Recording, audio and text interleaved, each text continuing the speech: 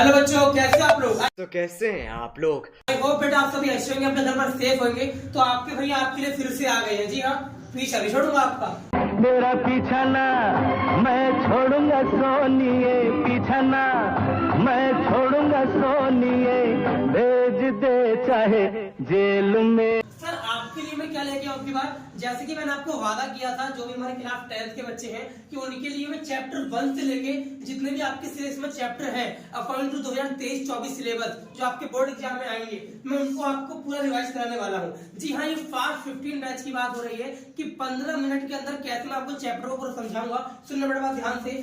Chapter 1 का नाम क्या बेटा? रियल नंबर, हिंदी में बोलते हैं वास्तविक संख्याएं। अब सर वास्तविक संख्या होती क्या है, इनको समझने के लिए हमें पहले जाना पड़ेगा फ्लैशबैक में। तो आइए आम जिंदगी पर। पढ़ाई करते करते थोड़ा टीवी देख लूं। चिंटू के पापा। ये है आम जिंदगी। मॉम, मैं टीवी देखते देखते थोड़ी पढ़ाई कर लूं। चिंटू के पापा। क्या हुआ? हाँ बेटा, शाबाश। ये है मेंटोस जिंदगी। सर नंबर सिस्टम पढ़ते हैं। तो भैया नंबर सिस्टम है क्या? सर क्लास 9 का एक चैप्टर था, वहाँ पे बहुत सारे नंबरों के बारे में सीखना था। सर रियल नंबर ना एक प्रकार मान लो दादा है। क्या? हाँ दादा है। अरे दादा रे, सर दादा है तो ये सारे इसके बच्चे हैं, तो पहले बच्चों को समझेंगे फिर दादा पर आएंगे। तो आइए पढ़ते हैं इनकी पोतों के बारे में। तो क्या क्या लिखा है सर? नंबर सिस्टम के अंदर हमें बहुत सारे नंबर के बारे में जानना जो बहुत जरूरी हो जाता है। जैसे sir natural number, whole number, integers, even number, odd number, prime number, composite number, rational number और irrational number. Last one is real number. Sir इसका मतलब क्या है भैया? मतलब समझने के लिए तो आपको हमें बहुत डीपली पढ़ाना पड़ेगा, लेकिन ये मतलब ना क्लास 9 की प्रॉपर वीडियो अपलोड है हमारे यूट्यूब पर, आप वहां से देख सकते हैं। लेकिन काम की बात समझने में भाई, काम की बात क्या बेटा? काम की बात ये है कि रियल नंबर को डिनोट करते हैं आर से। सर ये डिनोट करने वाली बात कहीं तो हमारी बुक में है नहीं। बिल्कुल सही कह रहे हो आप, ये क्लास 11 से मैंने चुराई है। जी हाँ, क्लास 11 वाली बुक में साफ साफ लिखा हुआ है कि रियल नंबर को डिनोट करते हैं आर से। और हाँ ये भी लिखा हुआ है कि नेचुरल नंबर करते हैं किससे? एन से। और ये भी लिखा हुआ है कि होल नंबर को डिनोट करते हैं डब्ल्यू से। और ये भी लिख के दे दिया कि इंटीजर को डिनोट करेंगे किससे? जेड से। और हाँ अगर पॉजिटिव इंटीजर हुआ तो उसको लिखेंगे जेड प्लस, और अगर नेगेटिव इंटीजर क्या लिखेंगे बेटा? तो लिखेंगे जेड माइनस। और सर इसके अलावा होता है रैशनल नंबर। क्या होता है बेटा? Rational number. भैया इन लोगों ने रैशनल नंबर को क्या लिख के दिया? क्यू लिख के दिया, क्यू। तो ये सब बातें आपके लिए नई है और आई होप आपको वीडियो पसंद आ रही होगी, आप समझ रहे होंगे कि हाँ यहाँ पे नई नई बातें जानने को मिल रही है। तो वीडियो को लाइक करना मत भूलना बेटा। सुनना तो क्यू मतलब क्या? क्यू मतलब रैशनल नंबर। और हाँ अगर क्यू मतलब any number express in the form of p by q has q not equal to 0 and p q are integer, उसे क्या बोलते हैं सर? उसी को रैशनल नंबर कहते हैं। यानी कि पी क्यू एक पूर्णांक नंबर होता है, पूर्णांक संख्या होती है, पॉजिटिव नेगेटिव दोनों में हो सकती है। पर दूसरी बात कि क्यू नीचे वाला यानी कि हर डिनोमिनेटर कभी भी 0 नहीं हो सकता। और सर अगर प्लस का नंबर लिखा है तो वहां पे लिखेंगे क्यू प्लस, और माइनस का लिखा तो क्या लिखेंगे? Q minus. तो चलिए टॉपिक की तरफ आते हैं। तो मैंने कहा सर दादा के बारे में जानने से पहले हमें इनके बच्चों के बारे में जानना पड़ेगा। तो ये सभी नंबर को मैं अगर डीपली समझने की कोशिश करूं थोड़ा सा और समझ लूं। हालांकि इसकी प्रॉपर वीडियो आपको अपलोड होकर मिल जाएगी, अभी टाइम लगेगा इस वीडियो बनाने के लिए, लेकिन आप पहले इस वीडियो को समझें कि सर रियल नंबर में है क्या। तो भैया रियल नंबर पहले समझेंगे। अब इसको समझाने के लिए मैंने आपको एक तरीका लाया। देखो क्या तरीका है सर? रियल नंबर जो है वो यहाँ पर रियल नंबर सर दो टाइप के बताए गए, यानी एक रैशनल एक इर्रेशनल। तो एक जब पुराना जमाना था हमारा, यानी कि पुरानी जिंदगी थी, तो एक मार्क्स का क्वेश्चन आया करता है एग्जाम में, डैश प्लस डैश। क्या आया करता था? Dash plus dash equal to real number. तो आपका आंसर क्या होगा? Rational plus irrational. जी हाँ, परिमेय तथा अपरिमेय संख्याओं के योग को जी हाँ, परिमेय तथा अपरिमेय संख्याओं के योग को क्या कहते हैं? वास्तविक संख्या रियल नंबर कहते हैं। अच्छा सर, मतलब यहाँ पर हमें लिखना था रैशनल नंबर और यहाँ लिखना था इर्रेशनल नंबर। ऐसा लिखने से हमको 1 मार्क्स मिल जाता। जी हाँ बिल्कुल सही सुन रहे हो आप। सर याद रखना कि इसके अंदर जो हमें पढ़ना है मेनली, अगर मैं आपके सिलेबस की बात करूँ तो मैं आपके सिलेबस में घुसा नहीं हूँ कि मैं पढ़ना क्या है, मैं आपको बेसिक बता रहा हूँ। तो पहले बेसिक खत्म करते हैं। सर बेसिक में समझना, मैंने क्या समझाया कि रियल नंबर जो है ये दो टाइप हो गए, पहला रैशनल, दूसरा इर्रेशनल। अब भैया रैशनल नंबर जो है ना, रैशनल में भी 2 पॉइंट आ गए, एक आ गया टर्मिनेटिंग वाला नंबर और एक आ गया नॉन टर्मिनेटिंग टर्मिनेटिंग वाला नंबर। सर टर्मिनेटिंग का मतलब क्या है? टर्मिनेटिंग का मतलब है किसी भी फ्रैक्शन को काटने पे अगर वो पूरा पूरा डिवाइड हो जाए, मतलब कि डेसिमल में डिवाइड होके शांत हो जाए, रुक जाए, इसीलिए उसको हिंदी में कहते हैं शांत। क्या बोलते हैं जी? शांत, यानी कि रुक जाता है। जैसे 2/5, तो 2 को 5 से डिवाइड करने में कितना आता है जी? 0.4 आता है। दैट मींस यस पूरा डिवाइड हो गया और रुक भी गया, इसलिए क्या बोला गया? टर्मिनेटिंग डेसिमल नंबर कहा गया। भैया इसके बाद sir non terminating recurring number का मतलब क्या है? सर कोई भी ऐसा नंबर जिसको डिवाइड करने पर डेसिमल के बाद सेम नंबर रिपीट हो। जैसे 10/3 ले लो, 100/3 ले लो। सर 10/3 और 100/3 को डिवाइड करने पर हमारा नंबर कुछ ऐसा आता है 3.3333, 10/3 होता है ये। और 30 और अगर 100 को डिवाइड करूं 3 से तो क्या आएगा? तो भैया 33.333। एंड सर कहने का मतलब ये है अगर डेसिमल के बाद नंबर रिपीट हो रहे हैं तो उसे भी क्या बोलते हैं? रैशनल नंबर भी कहते हैं। और सर रिपीट ना हो, शांत हो जाए, टर्मिनेट हो जाए तो भी उसे रैशनल नंबर कहते हैं। आई होप आपको वीडियो अच्छी लग रही होगी बेटा, तो वीडियो को लाइक करना मत भूलना और वीडियो को शेयर कर दो। और सुनो मेरी बात ध्यान से, सर इर्रेशनल नंबर की बात करूं तो भैया इर्रेशनल नंबर के लिए ये वो नंबर है जिन्हें आपके भैया कहते हैं अजीबोगरीब नंबर। क्या कहते हैं? अजीबोगरीब। मतलब यही कि यार ये ना बड़े अजीब से दिखते चलते रहते हैं। इनकी एक खास पहचान है कि ये ना अंडर रूट में होते हैं और रूट के अंदर ऑलवेज प्राइम नंबर होता है। अगर रूट के अंदर प्राइम नंबर होगा तो अल्टीमेटली वो आंसर क्या माना जाता है? इर्रेशनल नंबर माना जाता है, जो स्पेशली क्लास 10 के कॉन्सेप्ट में सीखना होता है कि हम how can you prove that, yes हम कैसे प्रूव करके दिखाएं कि ये इर्रेशनल नंबर है। तो बात करते हैं सर, हमने कहा कि जो रैशनल नंबर है, पहले क्या कहा? रियल नंबर दो टाइप के हो गए, रैशनल, इर्रेशनल। अब रैशनल के अंदर क्या आ गया? इंटीजर और फ्रैक्शन। और इंटीजर भी दो टाइप के हो गए, एक नेगेटिव और एक पॉजिटिव। जो पॉजिटिव है उनको नाम दे दिया होल नंबर का। जी हाँ, मैं यही की सारी कहानी यहाँ पर आपको ब्रीफली समझाने की कोशिश कर रहा हूँ, ताकि अभी तक हम चैप्टर में घुसे नहीं है। अभी तक मैं आपको बेसिक बता रहा हूँ कि रियल नंबर होता क्या है, इसकी उत्पत्ति कहाँ से हुई। तो इसकी उत्पत्ति कहाँ से हुई थी? रैशनल प्लस इर्रेशनल को मिलाकर दादा बने। पहले ये छोटे छोटे बच्चे थे। अब भैया क्या करना है? सर होल नंबर में दो टाइप के नंबर आएंगे। जीरो आएगा, पता होना चाहिए आपको कि होल नंबर वो नंबर जीरो से स्टार्ट होते हैं, यानी कि यहाँ पर जीरो आएगा। और आएंगे नेचुरल नंबर। क्या आएंगे जी? अच्छा सर, यानी कि होल नंबर के बाद ही नेचुरल नंबर आया? नहीं, नेचुरल पहले था, उसके बाद होल आया होगा, जीरो आया होगा। तो भैया नेचुरल नंबर से क्या बना? इवन और ओड बना। और भैया इवन और ओड, इवन से बन गए प्राइम और कंपोजिट, और ओड से बन गए कौन कौन से? और हाँ एक बात ध्यान रखना, ओड से क्या बना? ओड से भी प्राइम कंपोजिट बने, लेकिन याद रखना जो वन है बेटा, वन वो ना तो प्राइम नंबर माना जाता है और ना ही कंपोजिट नंबर माना जाता है। और आपको यही नहीं पता अभी तक कि प्राइम नंबर और कंपोजिट नंबर क्या होता है। तो ये भगवान ही भला करे आपका, भगवान तेरा भला करे।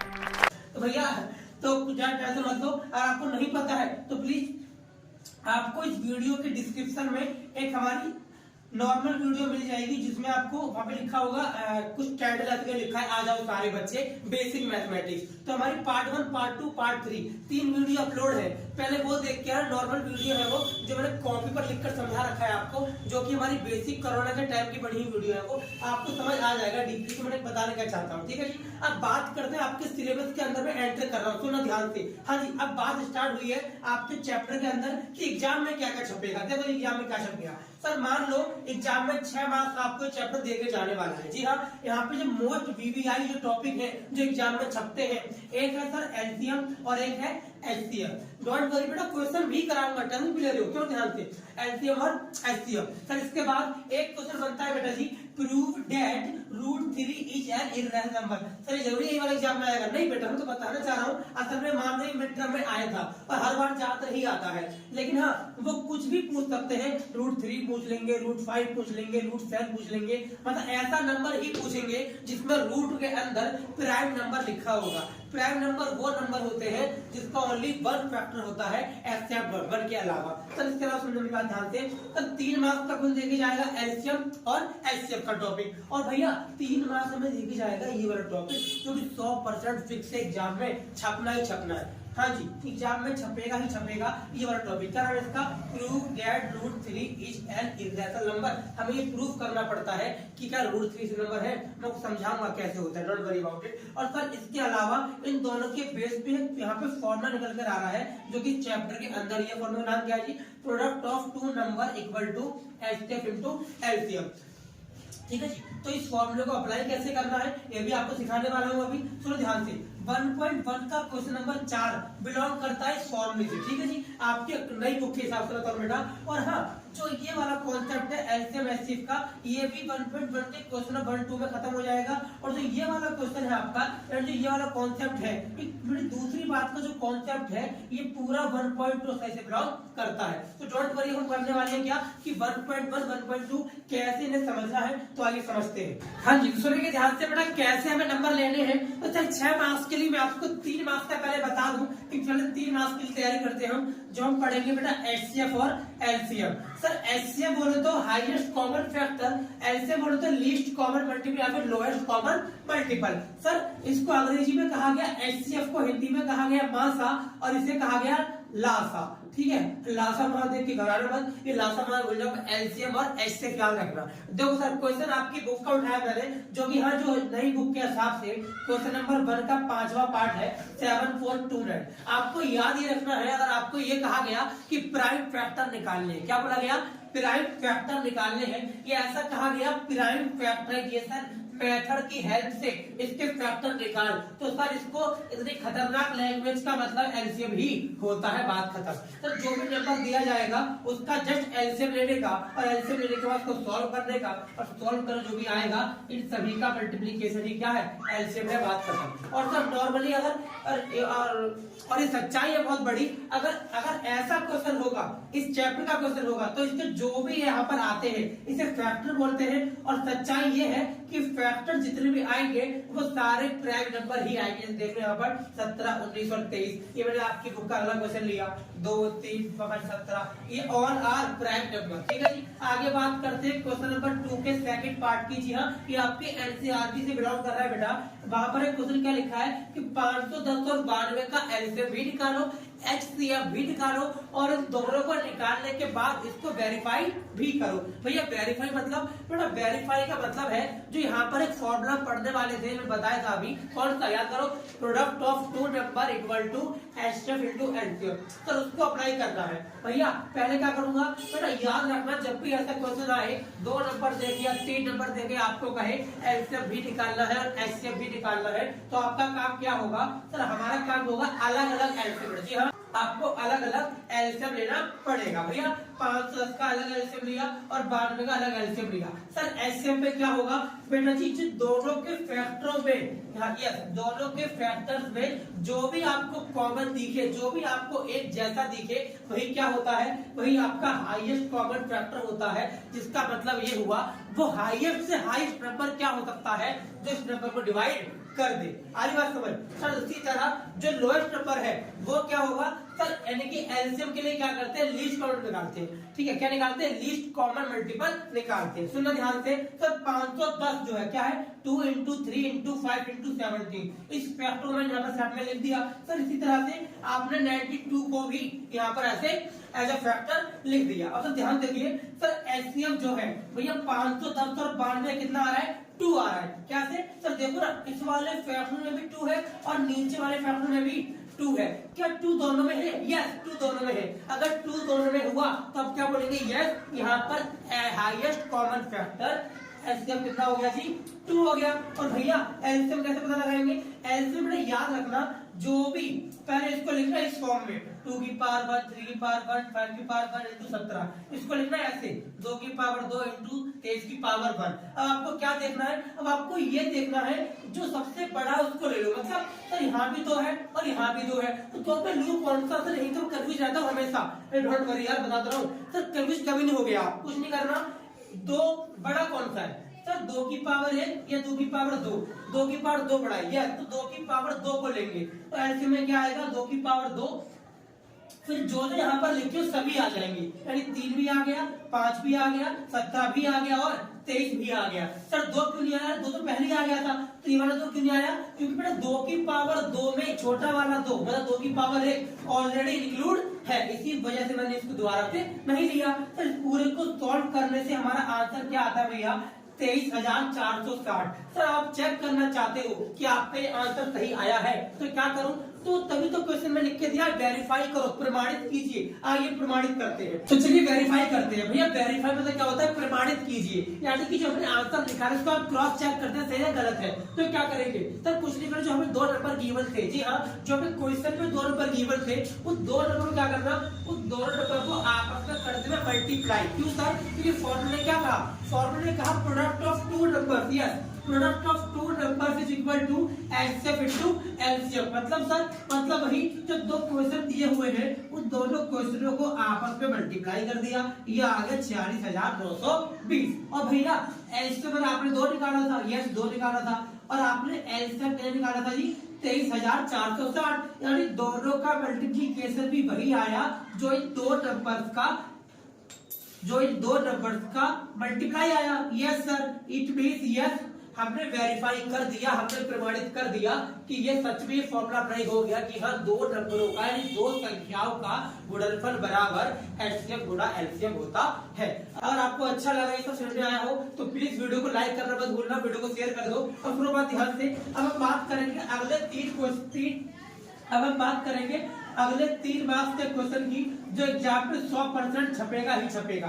तो जब तक वीडियो देखते रहे बेटा, वीडियो को लास्ट तक देखना।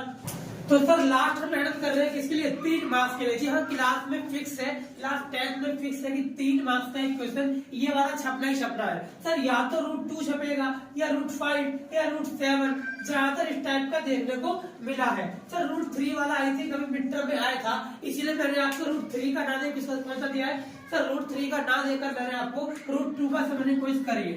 देखो क्वेश्चन कैसा आएगा सर? प्रूफ करना होगा कि √2 एक इर्रेशनल नंबर है, जबकि हमें पता है कि √2 क्या है? एक इर्रेशनल नंबर ही है, बट हमें ये प्रूफ करना है। तो जो भी कह रहे हो उसके रट्टे लगा लो, कुछ भी कह लो, लेकिन हाँ ऐसे लिखोगे तभी आपको 3 मार्क्स मिलेंगे। प्रॉपर लिखने का तरीका इसका ये है, ठीक है जी। तो ध्यान से करना क्या है सर? तरीका वही है, पहले क्या करेंगे, मैं लेट कर लूंगा, एज्यूम कर लूंगा कि √2 एक रैशनल नंबर है। यस सर, अगर आपको प्रूफ करना है कि वो इर्रेशनल है तो हम क्या करते हैं, इसमें आप गलत एज्यूम करते हैं, रैशनल एज्यूम करते हैं। सर रैशनल एज्यूम करने के बाद अब पूरी सारी बातें बताने के बाद आप कहते हैं अरे सॉरी मुझसे गलती हो गई, ऐसा नहीं था। असल में जो मैंने माना था वो मैंने गलत मान लिया था। मेरी गलत बात की वजह से मुझे विरोधाभास होता है कि कॉन्ट्राडिक्शन होता है कि ऐसा नहीं था, ठीक है। देखो करना क्या है, तो सबसे पहले क्या लिखेंगे, लेट √2 क्या है? एक रैशनल नंबर है। सर अगर सोच के देखो, अगर कोई नंबर रैशनल होता है तो आप उसको क्या कर सकते हैं? तो आप उसको a/b के रूप में लिख सकते हैं, या तो ऐसा कह दो p/q के रूप में लिख सकते हैं। एक ही बात है। मैंने क्या लिखा? √2 = a/b। देन मैंने क्या कर दिया बेटा? Cross multiplication. Yes, b multiply होगा किससे? इससे। तो √2b = क्या होगा? a। तो a की वैल्यू क्या आ गई? √2b आ गई। अब यहाँ पे कर दिया स्क्वायरिंग बोथ साइड। जब स्क्वायरिंग बोथ साइड किया तो कुछ ऐसा इंटरफेस आया, तो हमारा आंसर क्या आ गया? इससे गुणा हो गया, क्या आ गया? 2b² = a²। अब यहाँ पे साफ पता चलता है कि अगर मैं 2 को डिवाइड में लाऊं तो मैं क्या कहूंगा कि a² is divisible by 2। That means क्या? a is also divisible by 2। अगर ऐसा है तो मैं इसको कैसे करूं? So we can write a = 2c। Sir c कहां से आ गया? c यहां से आ गया कि मान लो c कोई इंटीजर रहा होगा। अगर c कोई इंटीजर है तो ये 2 से क्या हो रहा होगा? मल्टीप्लाई हो रहा होगा। सर क्या करेंगे? सर a की वैल्यू आपको पता है, आपने यहाँ निकाली थी कितनी? √2b। जस्ट पुट कर दो इस वैल्यू को यहाँ पर, √2b। अब क्या करेंगे? सर पुट करने के बाद अगेन क्या कर दो, जो यहाँ पर क्या था SBS, मतलब क्या? Squaring both side. स्क्वायरिंग करने के बाद क्या हुआ? √2 का स्क्वायर और 2c का स्क्वायर। तो 2c का स्क्वायर बन गया 4 और √2 से स्क्वायर से रूट कट गया, क्या बन गया? 2b का स्क्वायर। जब यहाँ से मैंने b² निकाल कर आया तो सर आ गया b² = 2c², मतलब कि 2 टीचर आ गए और 2 से 4 कट गया, तो ये आ गया। अब यहाँ पे बोल सकता हूँ अगर 2 को डिवाइड में लाऊं तो क्या कहूंगा? तो ये कहूंगा b² is divisible by 2। That means कि b is also divisible by 2। ठीक है जी। सर ऐसा होने के बाद क्या हुआ? देयरफॉर a b है, यानी कि a और b के पास एटलीस्ट कम से कम केवल 2 ही है एज अ कॉमन फैक्टर। इसका मतलब ये हुआ कि ये रैशनल नंबर हो ही नहीं सकता। क्या हो सकता है? ये इर्रेशनल ही होगा। मैंने क्या लिखा? But this contradiction the fact that a and b a b and क्या है, कोप्राइम है, और कोप्राइम का मतलब होता है जिसके अंदर कॉमन क्या हो, केवल बनी हो। ठीक है जी, तो this contradiction has been arise, ये जो इतना कुछ हो रहा है इसमें, ये केवल क्यों हुआ, क्योंकि मैंने गलत अजम्पशन मान ली थी, because of our correct assumption. मैंने गलत मान लिया था कि ये रैशनल है, जबकि ये रैशनल है ही नहीं। तो मैं सॉरी बोलता हूँ आपको कि मैंने गलती से मान लिया था। अब ये बात हमें लिखना चाह रहे हैं, आपने क्या लिख दिया, सो वी कंक्लूड दैट, तो मैं ये निष्कर्ष निकालता हूँ कि √3 क्या है, असल में एक रैशनल नंबर थी। तो सर ये पूरा प्रोसेस है 3 मार्क्स को लेने का। जी हाँ, सीबीएसई बोर्ड में अगर आप ऐसे लिख के आ गए तो समझो आपको 3 मार्क्स आ गए। तो ये थी क्लास 10 की video. I know very well की वीडियो 15 मिनट का बैच था, लेकिन 20 मिनट के आसपास पहुंच चुकी है। पर डोंट वरी बेटा, अगर मैं ऐसे कराऊंगा डीपली तो चीजें जाएंगी ही। लेकिन हाँ, ये 20 मिनट की वीडियो बिलीव मी आपको 6 मार्क्स तो देकर ही रहेगी। तो इसको स्किप मत करना और अपने दोस्तों को, हर किसी को फैला देना, हर किसी को बता देना कि ये सब वीडियो बहुत ही इंपोर्टेंट है। तो प्लीज क्लास 10 वाले बच्चे स्पेशली चैनल सब्सक्राइब कर ले, क्योंकि हमारे कुछ लाइव वीडियो आने वाली है जो केवल कौन देख पाएगा, जिसने इस चैनल को सब्सक्राइब किया हुआ केवल वही देख सकता है। ठीक है जी, तो मिलते हैं नेक्स्ट वीडियो में क्लास 10 का चैप्टर नंबर 2। जी हाँ, जैसे कि आपको पता है कि चैप्टर 1 अपलोड कर चुके हैं। आपको चैप्टर 1 का लिंक इसी वीडियो के नीचे, यानी कि आपके नीचे नहीं, इसी You naughty, you teasing me. Video के लिंक के नीचे डिस्क्रिप्शन में मिल जाएगा रियल नंबर नाम का। इसका नाम क्या है, वास्तविक संख्या।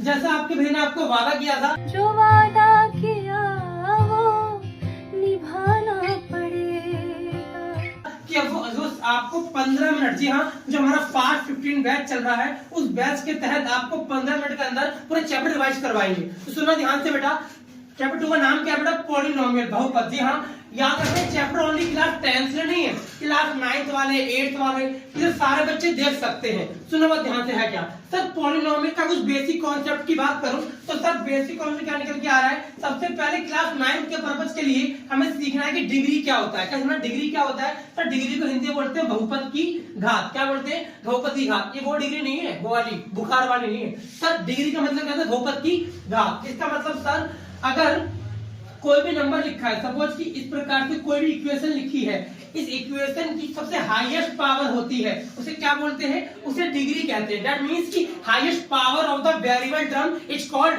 Degree of the polynomial. यानी कि बहुपद की घात का मतलब है सर, जो भी समीकरण गिवन है, उस समीकरण से ज्यादा पावर होगी ना, उसका नाम क्या जाएगा जी, उसको डिग्री कहा जाएगा। आगे बात समझ। इसके बाद हमें क्या पढ़ना है, इसके बाद में पढ़ना है समीकरण। क्या पढ़ना है बेटा, इक्वेशन पढ़नी है सर। इक्वेशन को बोलते हैं समीकरण। और हमारे चैप्टर के अंदर क्लास 9 और 10 दोनों के लिए ही 3 तरह के इक्वेशन बताई गई। कौन कौन सी भैया, फर्स्ट का नाम रखा गया लीनियर इक्वेशन, यानी कि रैखिक समीकरण। तो सेकंड नाम रखा गया द्विघात समीकरण, यानी कि क्वाड्रेटिक इक्वेशन। और 3 का नाम रखा गया त्रिघाती समीकरण, मतलब कि क्यूबिक इक्वेशन। इनको पहचानना बहुत आसान है। जो पहचानने का काम स्पेशली क्लास 9 और 8 वालों को करना है। क्या काम करना है कि सर कुछ नहीं करना, किसी भी इक्वेशन में जो सबसे हाईएस्ट पावर होती है ना, उसी को बोलते हैं क्यूबिक। अगर इस वाली इक्वेशन हाईएस्ट पावर का दिख रही है आपको, 3 दिख रही है, दैट मींस यस कि वो क्या है, त्रिघाती समीकरण में क्यूबिक इक्वेशन है। और सर जिस इक्वेशन के अंदर अगर हाईएस्ट पावर 2 दिखे तो इसे बोलते हैं क्वाड्रेटिक, और अगर हाँ हाईएस्ट पावर 1 दिखे तो उसे क्या बोलते हैं जी, तो उसे रैखिक समीकरण यानी कि लीनियर इक्वेशन कहते हैं। काम की बात याद रखनी है, हमें ओनली वेरिएबल टर्म देखनी है। सर हमारे पास नंबर 2 तरह के होते हैं बेटा, एक होता है वेरिएबल और एक होता है कांस्टेंट। सर कांस्टेंट का मतलब क्या होता है, सर कांस्टेंट का मतलब होता है काउंटिंग। क्या होती है, काउंटिंग, ठीक है। और भैया वेरिएबल का मतलब क्या होता है, जो एक्स वाई जेड। जी हाँ, जो हम मैथ के अंदर जितने भी A to Z पढ़ते हैं, इन्हें कहते हैं वेरिएबल, यानी इन्हें कहते हैं चर। और जो नहीं पढ़ते हैं, यानी कि जो काउंटिंग पढ़ते हैं, उसे कहते हैं अचर। क्या कहते हैं जी, अचर। आइए आगे बात करते हैं सर। अब क्या पढ़ना है, पद के बारे में पढ़ना है बेटा। जो मियन मैंने लिखा है, ये मेरी खुद की लैंग्वेज, अपन का स्टाइल है। कहने का मतलब ये है, ये मियन आप कहीं भी मैथ की बुक में नहीं लिखा हुआ है, ठीक है जी। 3 तरह के मियन होते हैं। एक का नाम रखा गया मोनो का मियन, एक का बाइनोमियल और एक का ट्रिनोमियल। सर मोनोमियल का मतलब क्या होता है, मोनो मतलब अकेला, सिंगल। बिल्कुल, मोनो मतलब आपके भैया बिल्कुल मेरी तरह सिंगल है ये। ओ लायर मैन, मैं तुम्हें छोड़ के जा रही हूँ, अब जीते रहो single.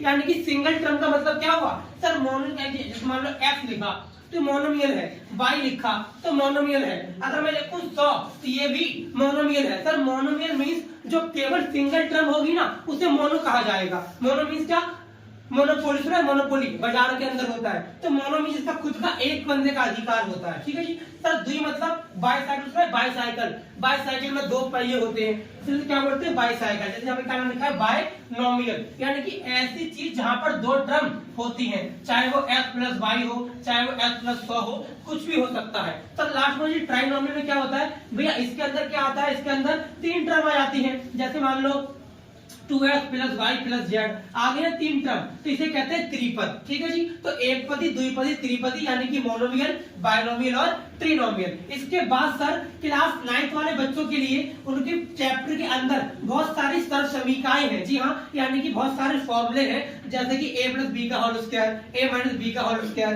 a square minus B square. तो इन सभी फॉर्मूलों का उन्हें अच्छे से पता होना चाहिए। और मैं कहूंगा केवल 9th को ही नहीं, ये जिंदगी के जितने बच्चे मैथ पढ़ना चाहते हैं, मैथ पढ़ रहे हैं या किसी भी लेवल की तैयारी कर रहे हो, उन सभी को ये बेसिक फॉर्मूले तो पता ही होने चाहिए। तो हम बात करेंगे क्लास 10th के लिए स्पेशली, क्योंकि जो बातें मैंने अभी तक कही ये बेसिक पार्ट था। अब स्पेशली क्लास 10th वाले बच्चों के लिए जो एग्जाम में नंबर लेने हैं, जी हाँ, मेरी हर एक वीडियो आपको 6 से 7 मार्क्स देके जाएगी क्लास 10th वाले बच्चों के लिए। तो अब मैं आपकी बुक के अंदर प्रवेश कर रहा हूँ, आपकी बुक के अंदर एंट्री करता हूँ, बताता हूँ कौन कौन से क्वेश्चन एग्जाम में छपेंगे। हाँ जी, तो बात करते हैं बेटा क्लास 10th के अंदर जो क्लास 10th की 2023-24 के अकॉर्डिंग न्यू सिलेबस है, उसके अकॉर्डिंग जो बुक है हमारी, वहां पर हमें दो एक्सरसाइज देखने को मिलती है बेटा। एक का नाम है 2.1 और एक का नाम है 2.2। जी हाँ, 2.1 के अंदर भैया केवल कोई एक क्वेश्चन है, केवल ओनली वन क्वेश्चन, जहां हमें क्या फाइंड करना होता है जी, जीरोस फाइंड करना होता है। और भैया 2.2 में दो क्वेश्चन है, क्वेश्चन नंबर 1 और क्वेश्चन नंबर 2। डोंट वरी, आपको दोनों समझाऊंगा यार, जस्ट वेट तो करो,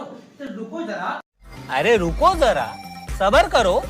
उसके बाद बात करेंगे सर, सुनो ध्यान से। तो क्वेश्चन नंबर जो अब आपके सामने ना, अब आपके सामने एक वर्ड आ रहा है जीरोस। क्या आ रहा है बेटा, जीरोस, यानी कि शून्य क्या होता है। सुनो ध्यान से सर, जीरोस का मतलब क्या है, देखो लाइफ में बहुत इजी थी जब क्वेश्चन ऐसा हुआ करता था, याद करो वो दिन x प्लस 1 इक्वल टू 2, तो x इक्वल टू क्या था 2 माइनस 1, और s की वैल्यू क्या आ गई 1 आ गई, इधर जाके माइनस हो गया वो, ठीक है। लेकिन याद रखना जीरोस का मतलब भी क्या होता है, find the value of x y z। तो सर ये तो थी आपकी आम जिंदगी, ये है आम जिंदगी।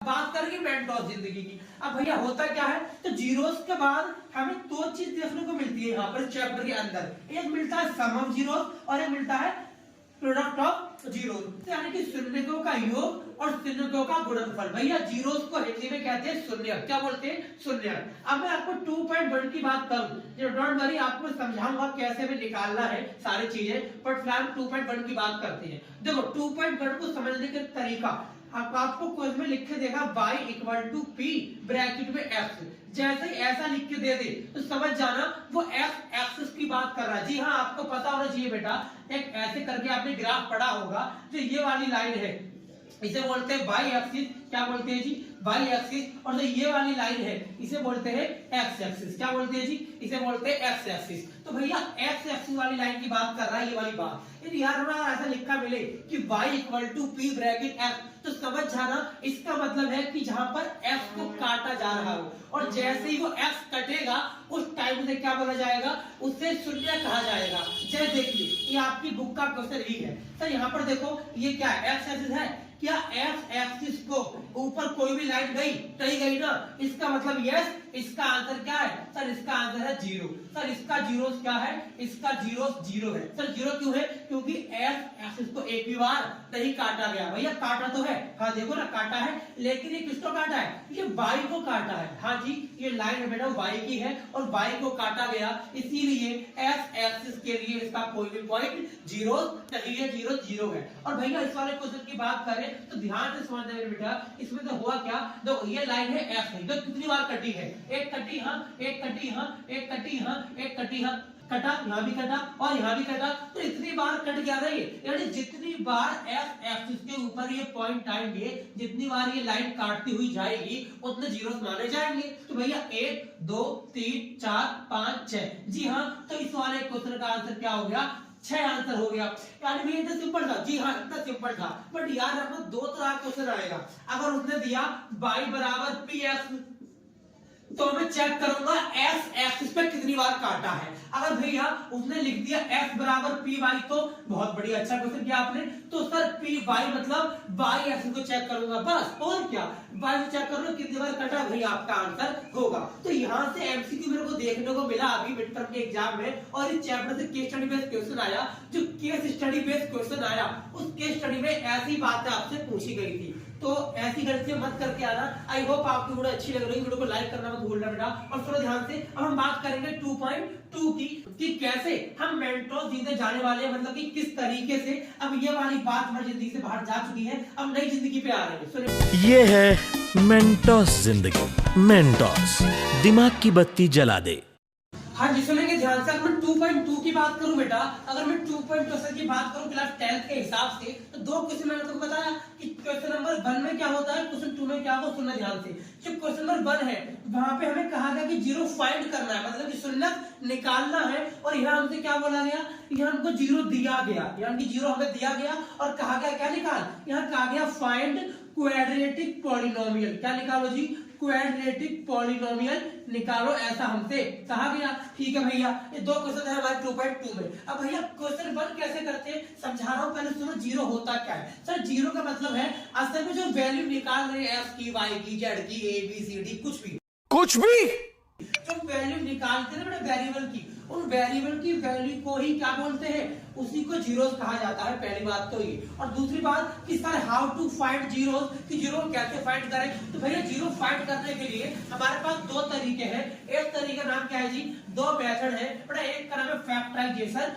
मेथड, जी हाँ, जो कि क्लास 9 में आपने पढ़ चुका है। और एक का नाम क्या है, बाय क्वाड्रेटिक फॉर्मूला। पर हाँ प्लीज गलती से भी ये वाला रूल यहाँ पर मत लगा देना। क्यों भैया, ये तो है ना हाँ सिलेबस में है, लेकिन बेटा जी चैप्टर 4 में अप्लाई करना होता है। जी हाँ, चैप्टर नंबर 4 जो है हमारा, इसका नाम क्या है, क्वाड्रेटिक इक्वेशन, ये आपको वहां अप्लाई करना होता है। यहाँ पर ये फॉर्मूला इस वाले चैप्टर के लिए बना ही नहीं है। लेकिन मैंने आपको बता दिया कि एक ही क्वेश्चन को सॉल्व करने के दो तरीके हैं, और दोनों तरीकों में आप आंसर निकाल सकते हैं। लेकिन चैप्टर नंबर 2 के अंदर केवल ये वाला फॉर्मूला अप्लाई होगा। अब भैया इस फैक्टराइजेशन मेथड लगता किस पर है, किस चीज पर लगता है, तो सर ये ना क्वाड्रेटिक वाली इक्वेशन पर लगता है, मतलब ये ना द्विघात समीकरण पे लगता है। क्या लगता है जी, ये द्विघात समीकरण लगता है, पहली बात। और आपको पता होना चाहिए कि द्विघात समीकरण दिखता कैसा है जी, ऐसा दिखता है। कैसा, ax की power 2 plus bf plus c equal to 0। जी हाँ,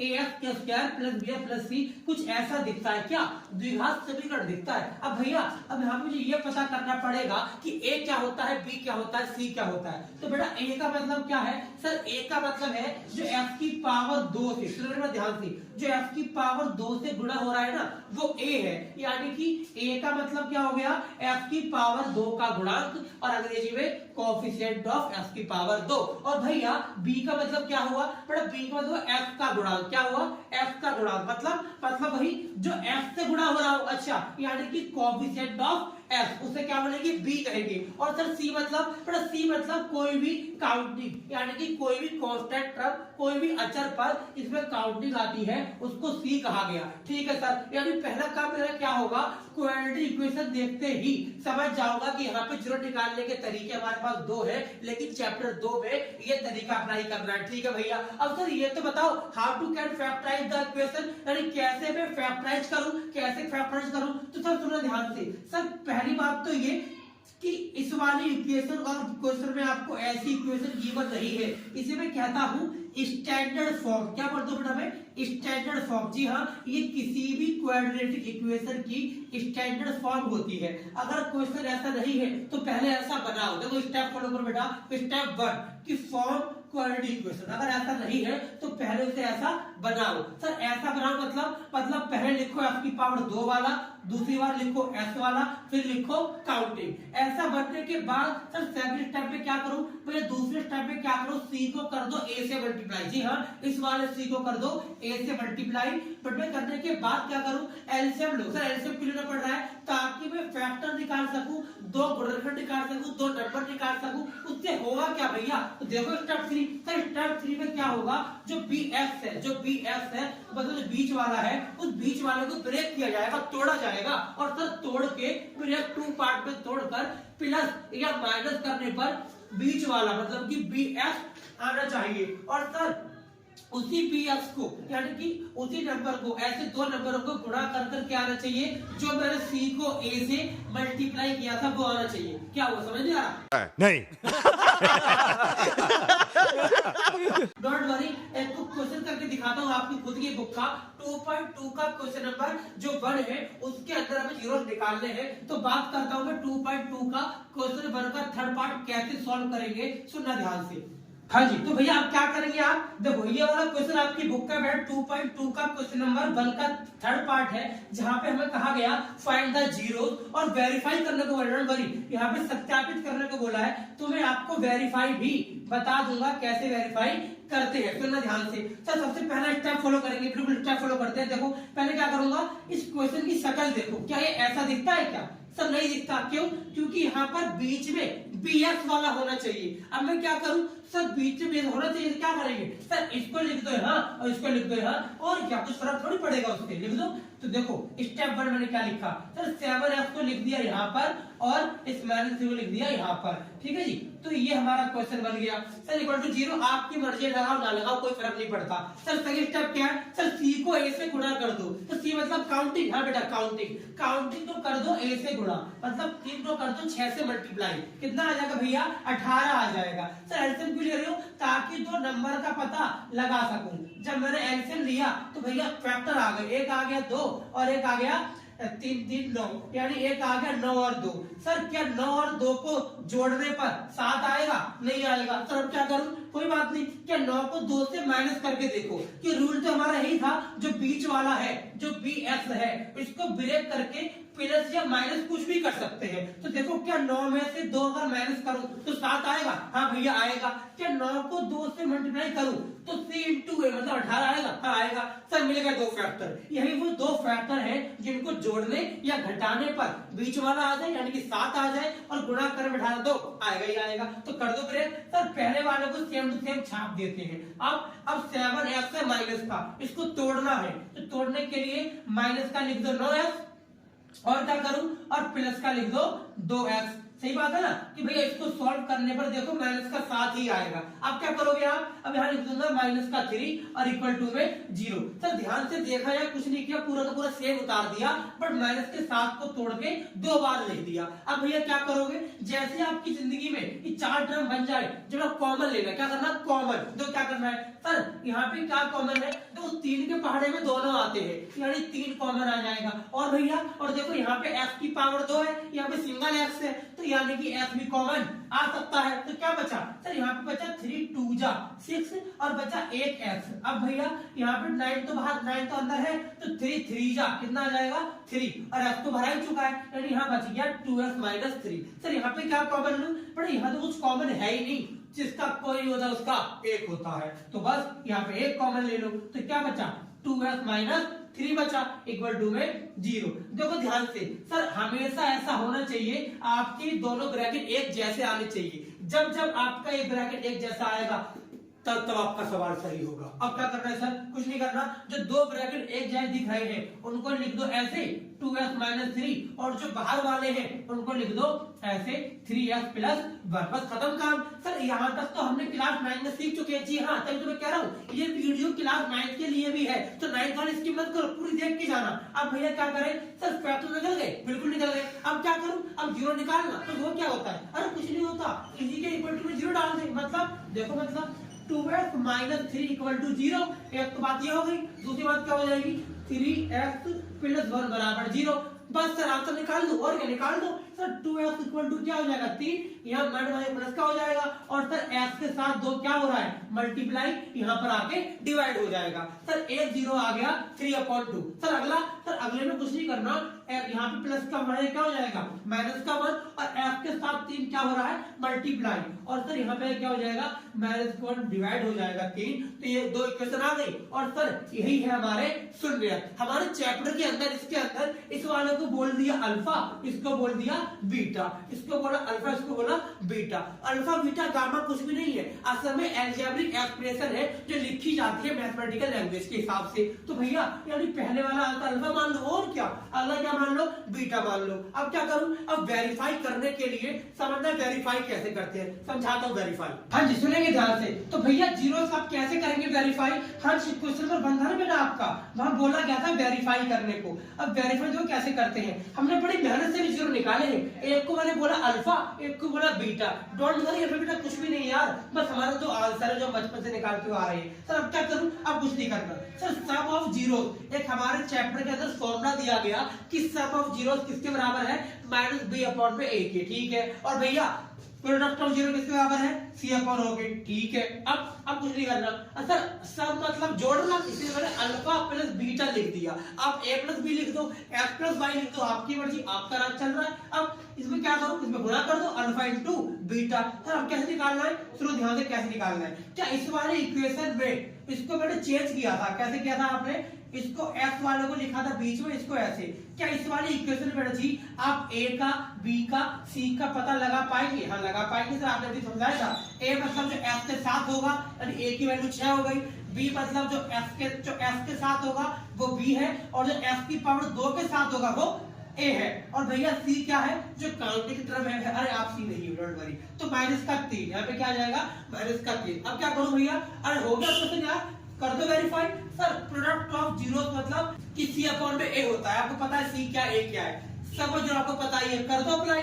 भैया सब ऑफ जीरो में आप क्या करेंगे, जो हमने दो चीज निकाली है आप इसको सम करेंगे, यस सम करूंगा, कर दो सम। तो देखो बेटा alpha plus beta equal to क्या होता है, माइनस बी अपॉन में ए। अब भैया अल्फा प्लस बीटा मतलब अल्फा मतलब मान लो ये पहले वाला, दूसरा मान लो बीटा अगले वाला। अब भैया 3/2 में आप ऐड कर दोगे क्या, 1/3। लेकिन भैया बीटा तो माइनस का था तो ऐड नहीं, असल में माइनस हो जाएगा, तो सीधे मैंने बाहर माइनस का निशान लगा दिया। अब भैया बी की वैल्यू आपको पता है, बी की वैल्यू कितनी है, माइनस की 7 है, लेकिन इसके बाहर तो एक और भी माइनस का निशान था, यानी वो अल्टीमेटली प्लस का हो जाएगा। और जो नीचे ए था, ए की वैल्यू 6 है, यहाँ मैंने क्या लिख दिया, माइनस ब्रैकेट में -7/6। तो अब क्या करोगे आप, एलसीएम लेके सॉल्व करूंगा इसको, एलसीएम लेके सॉल्व किया, 6 आया, 6 को 2 से डिवाइड किया, 3 3 जा 9, 6 को 3 डिवाइड किया कितना आएगा, 2 ऊपर चला जाएगा।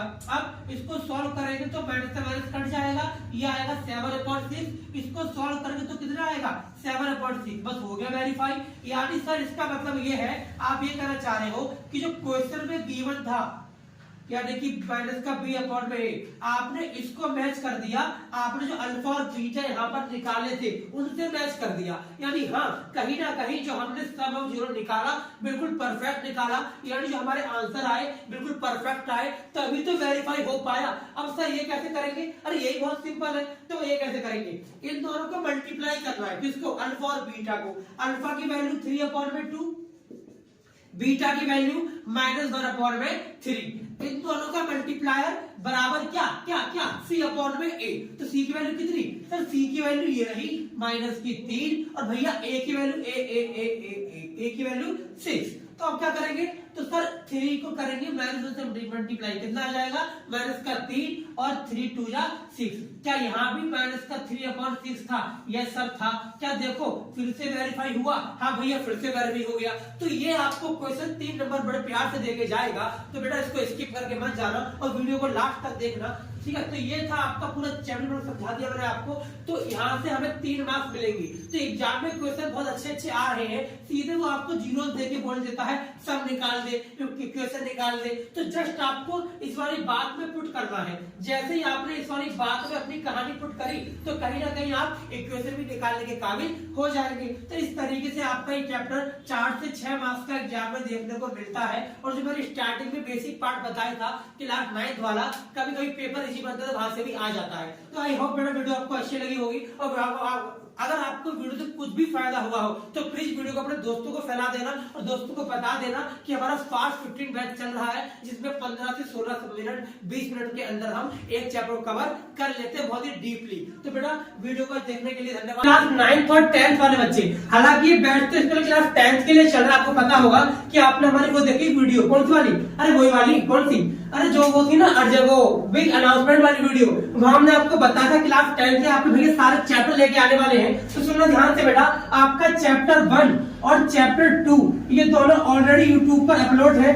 तो प्लीज पहले इन 2 वीडियो को देख के आना। ये 2 वीडियो की लिंक आपके नीचे, सॉरी आपके नीचे नहीं, You naughty, you teasing me. आपकी इस वाली वीडियो के डिस्क्रिप्शन के नीचे मतलब कि लिंक मिल जाएगा आपको। तो चैप्टर 1 2 वहां से रेफर कर सकते हैं। आज हम बात करेंगे चैप्टर 3 की, और जब मैं ऐसा नहीं कहूंगा चैप्टर ओनली क्लास 10th के लिए बेटा, ये चैप्टर क्लास 10th के लिए नहीं, ये 9th के लिए भी है। और आपको याद होगा आपको क्लास 8 में ये चैप्टर था, लेकिन फर्क क्या फर्क क्या था सर? क्लास 9th के अंदर ये चैप्टर जो है वो स्टार्ट का नाम, उसका नाम यहाँ से स्टार्ट है, that is linear equation in 2 variable. और क्लास 8 और 7 की बात करूं बेटा, 1 वेरिएबल है। आगे की बात समझ, या मुझे कहने का मतलब ये हुआ कि सर इस चैप्टर के अंदर यहाँ पर 2 बातें होगी। कौन सी बातें होगी? 2 बातें। एक तो हमने पढ़ा था लीनियर इक्वेशन, आपको याद होगा, जो अगर आपने अपनी मेरी वीडियो देखी है, अगर आपने मेरी चैप्टर 2 की वीडियो देखी है बेटा, उस चैप्टर 2 वाली वीडियो में आपको मैंने समझा रखा है कि हमारा इक्वेशन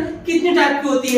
3 टाइप की इक्वेशन होती है। आज हम बात करेंगे उन्हीं के बारे में। सुनना मेरी बात ध्यान से बेटा, काम की बात करेंगे आज हम। सर पहले चैप्टर का मतलब समझिए, pair of linear equation in 2 variable. ये वीडियो बेटा हर किसी के लिए काम की है, चाहे वो 8th का हो, चाहे 7th का, चाहे 9th का, चाहे 10th का। लेकिन क्लास 9th और 10th की बात स्पेशली हम करने वाले हैं। अब भैया सुनना ध्यान से, सर चैप्टर का नाम चैप्टर नंबर 3 और चैप्टर का नाम pair of linear equation in 2 variable. मतलब भैया, अरे पेयर मतलब क्या? अरे पेयर मतलब जोड़े, कपल पेयर को कहते हैं कपल, जोड़े। अच्छा तो भैया यहाँ पे जोड़ा होना चाहिए, बिल्कुल जोड़ा होना चाहिए। इसको चैप्टर को हिंदी में क्या नाम कहा गया? रैखिक समीकरण 2 चर वाले। क्या बोला गया?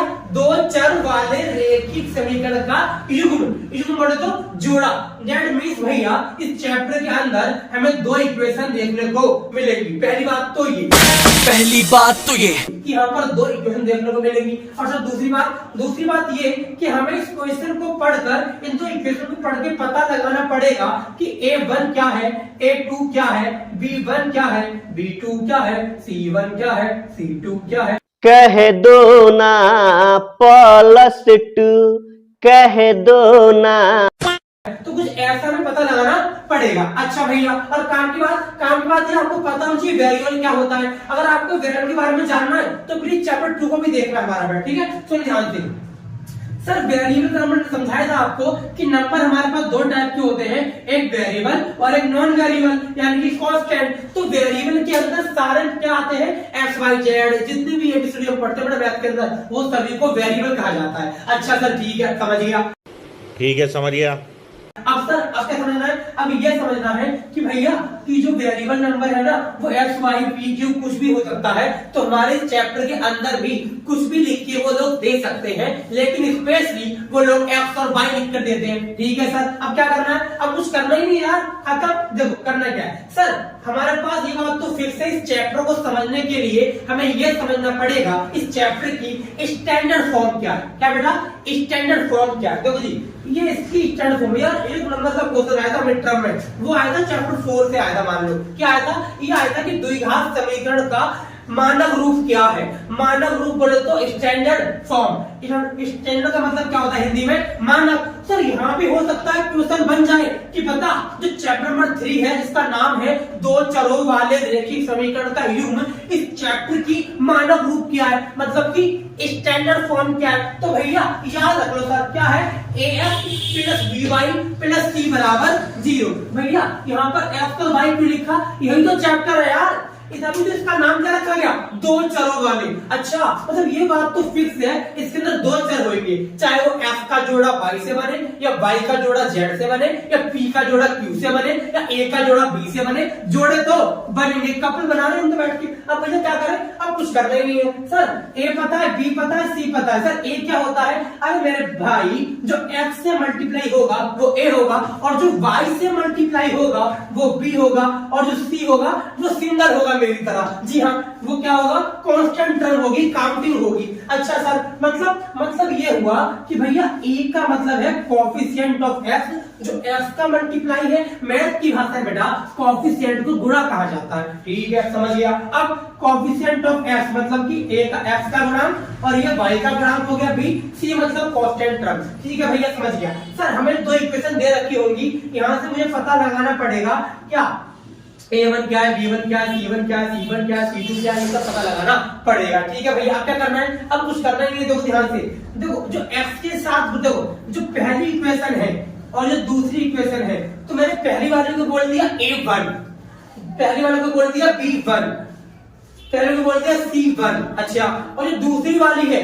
उसको 2 कर दिया, मतलब A2 B2 C2। अच्छा भैया, तो जो आपने एग्जांपल दिया उस एग्जांपल के हिसाब से बताओगे? हाँ बताऊंगा। देखो सर, x के साथ जो गुणा होगा वो a है। हाँ जी, तो A1 की वैल्यू 2 है। यस, A1 की वैल्यू 2 है, हो गया। ठीक है सर, B1 की वैल्यू, B की वैल्यू y से गुणा क्या हो रहा है 3।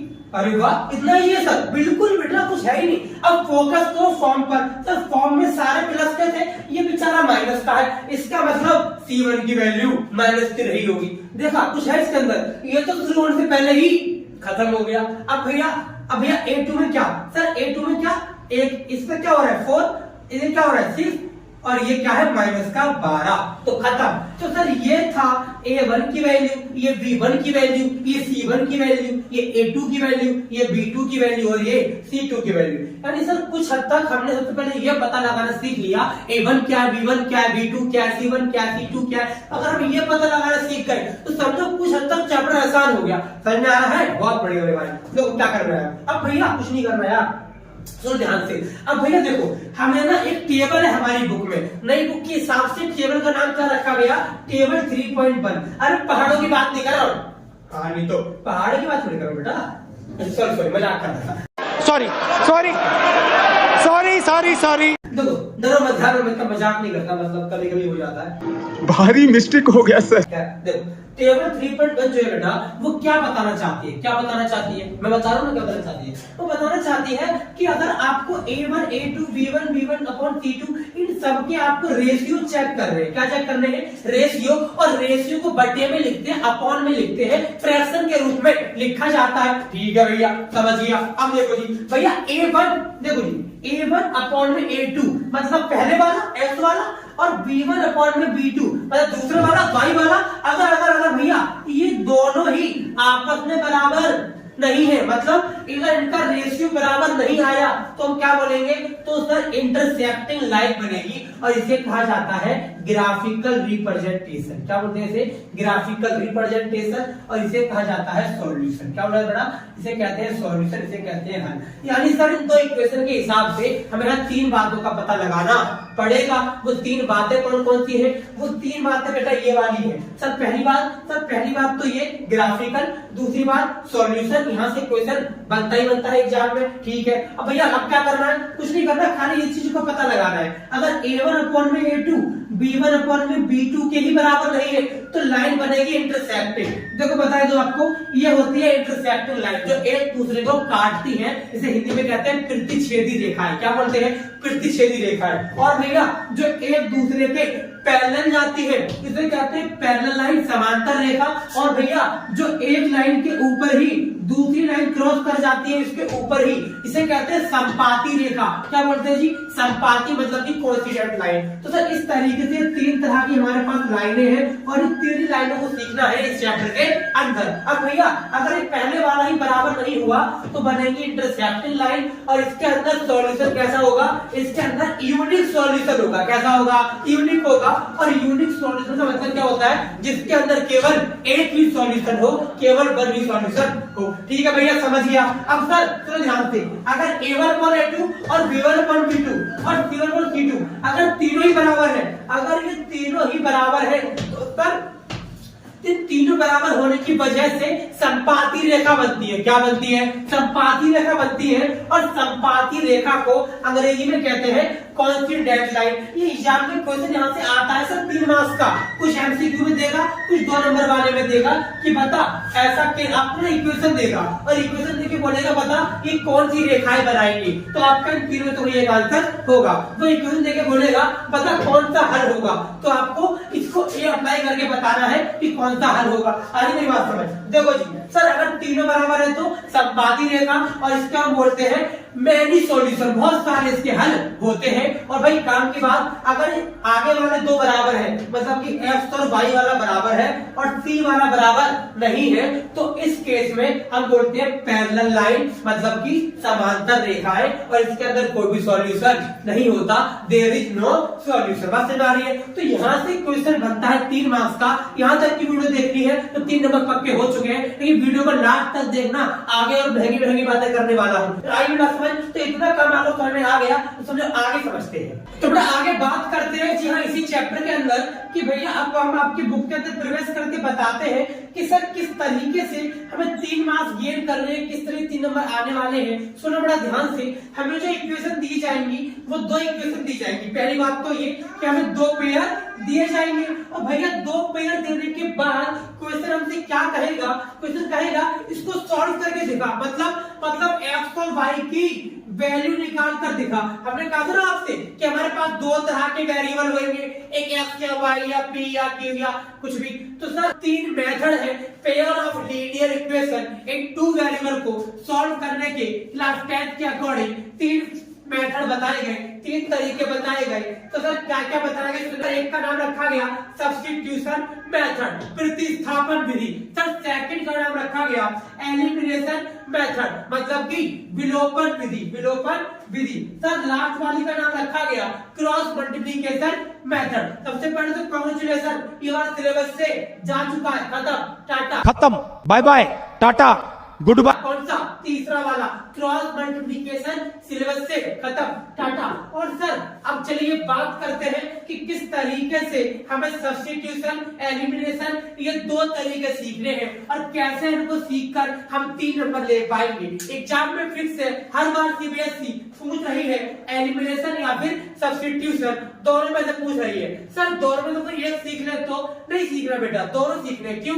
क्योंकि एग्जाम में एक क्वेश्चन लिखा आता है और कहता है विलोपन विधि से ही सॉल्व कर, तो मैं क्या करूंगा, मैं विलोपन आती नहीं। अरे बात समझ, यानी भैया ये बात फिक्स है कि एग्जाम में वो 2 क्वेश्चन 2 तरह के देगा, या तो बोलेगा ही नहीं किस वाली विधि से करो, किस वाले मेथड से करो, तो आपकी मर्जी, आप जैसे मर्जी कर दो। लेकिन उसने बोल दिया, क्या बोल दिया, वही बोल दिया क्या कि सर प्रतिस्थापन से करो, तो फिर इससे करनी पड़ेगी। आगे मेरी बात समझ। अब जो करना है क्या, मेरी बात सुनना ध्यान से। सर अब ना मान लो आपकी बुक के अंदर जा रहा हूं मैं, तो हमारी बुक का exercise 3.3 according to new book, जिस बच्चों के पास 2023 की नई बुक है उस बुक के हिसाब से 3.3 का क्वेश्चन नंबर 1 का जो 4th पार्ट है वो इतना डेंजर सा है, इतना खतरनाक सा है। इस खतरनाक से सवाल को सॉल्व करते हैं और पता लगाते हैं कैसे x और y की वैल्यू निकालते हैं। आपको पता होना चाहिए। अगर मैं आम जिंदगी की तरफ आऊं, आ जाओ सर आम जिंदगी की तरफ। ये है आम जिंदगी। देखो आम जिंदगी कितना दिन वो एहसान हुआ करते थे, जिंदगी कितनी आसान हुआ करती थी। क्या कि x + 2 = 9, सीधे x2 निकाल दे, 2 यहाँ आके माइनस कर दो, आंसर आ गया 7। ये थी आम जिंदगी। अब चलिए चलते हैं क्या मेंटोस जिंदगी की तरफ। ये है मेंटोस जिंदगी।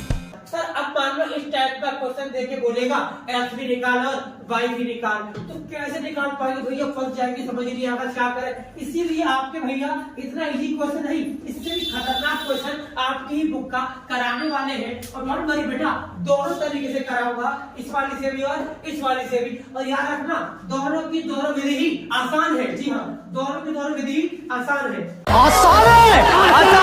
तो होता क्या है सर, सब्स्टिट्यूशन मेथड और एलिमिनेशन मेथड। देखो जो ये वाली विधि थी ना, ये वाली जो जा चुकी सिलेबस से, खुशी मनाओ चली गई। इस वाली विधि में तो कभी कभी टीचर भी ये बोलते थे। अभी हम कुछ नहीं बता सकते हैं आपको, हम डिस्कशन में अभी है। बड़ा सब्स्टिट्यूशन मेथड जो है इसको जो करते क्या है, कैसे निकालेंगे, कैसे पता लगाएंगे। हमें जो क्वेश्चन दे रखा है मैं आपको दोनों सॉल्व करके दिखाता हूँ। सबसे पहले मैं करूंगा सॉल्व सब्स्टिट्यूशन मेथड से। सर हमारा पहला काम क्या है बेटा जी, हमारा पहला स्टेप है इन क्वेश्चनों को इसकी तरह बनाना। जी हाँ, यही तो हमारी स्टैंडर्ड फॉर्म है। पहले क्वेश्चन को स्टैंडर्ड फॉर्म में कन्वर्ट करेंगे। ठीक है सर, समझ गया। अब भैया इसको सॉल्व करो, कैसे करेंगे देखो जी, f प्लस 2 अपॉन में 2y/3 इक्वल टू -1। पहला काम एलसीएम लेना, 2 3 का एलसीएम लेंगे 6 आएगा, 6 को डिवाइड करेंगे 2 से, 3 ऊपर मल्टीप्लाई, कितना आ जाएगा 3f। तो 6 को डिवाइड करेंगे 3 से 2 आएगा, 2 ऊपर मल्टीप्लाई 2y इक्वल टू -1। अब भैया अब कुछ नहीं करना, 3f से 2f ऐड नहीं कर सकते भैया, f वाला f के साथ ही ऐड होता है। ठीक है सर, समझ गया। सर अब क्या करेंगे, 3f plus 2y equal to cross multiplication बेटा दैट इज -6। यानी भैया आप अगर पूरा चेंज करें तो आपका आंसर आ गया 3f plus 2y plus 6 equal to 0।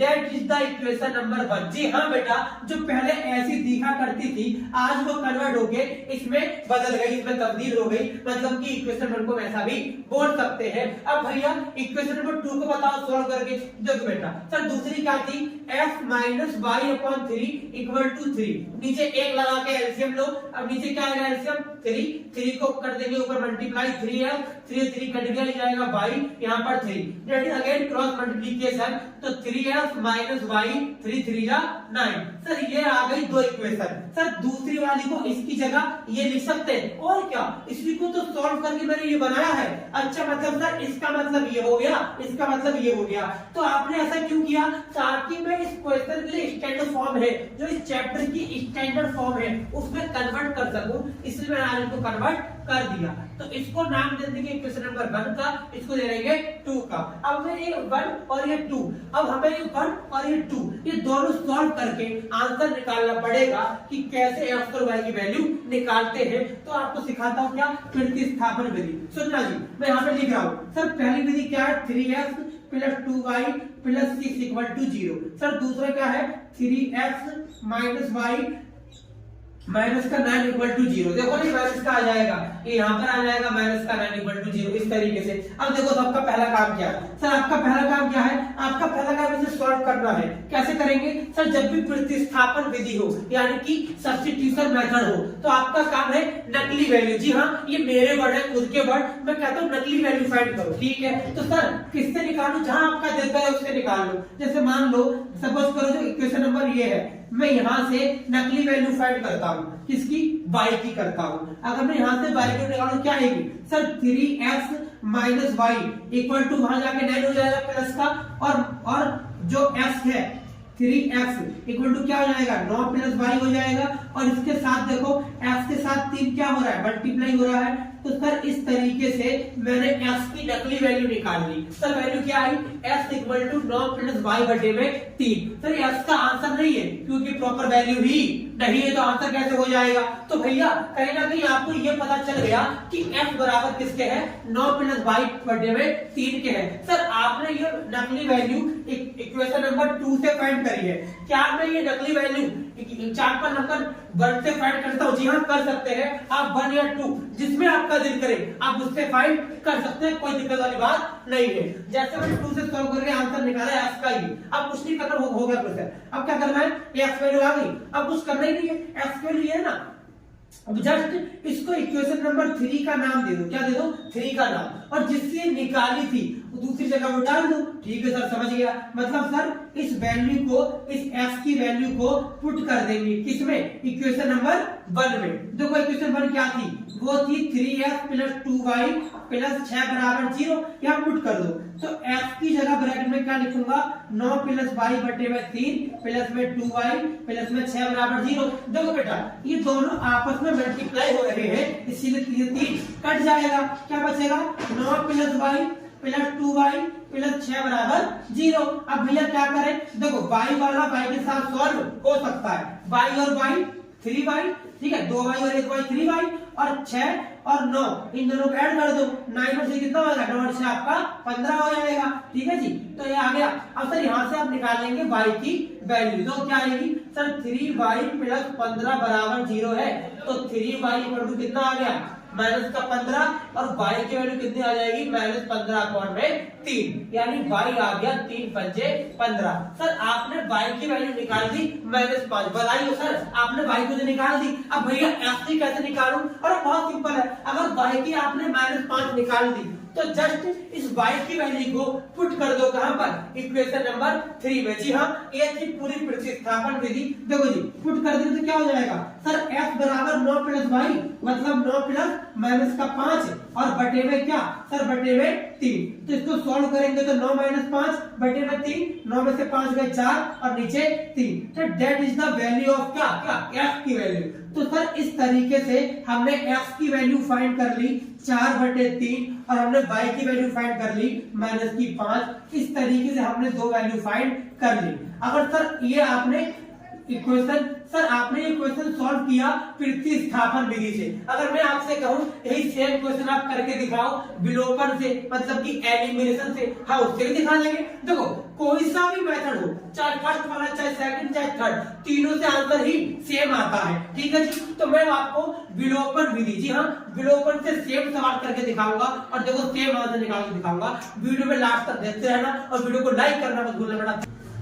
आइए बेटा, अब आपको सेम सवाल में करके दिखाता हूँ विलोपन विधि से। जी हाँ, जब हमने अभी आंसर निकाला था, अब इसको मैच कराएंगे आपको विलोपन से। बेटा सबसे इजी मेथड है और हाँ एग्जाम में क्वेश्चन भी आता है। एग्जाम में आपसे पूछते हैं कि बताओ pair of linear equation in two variable को सॉल्व करने का सबसे बेस्ट मेथड कौन सा है, तो आपका आंसर क्या होगा, आपका आंसर होगा विलोपन विधि। Elimination method is the best method to solve the linear pair in equation two variable वाला। ठीक है जी, सुनना ध्यान से कैसे करते हैं विलोपन विधि।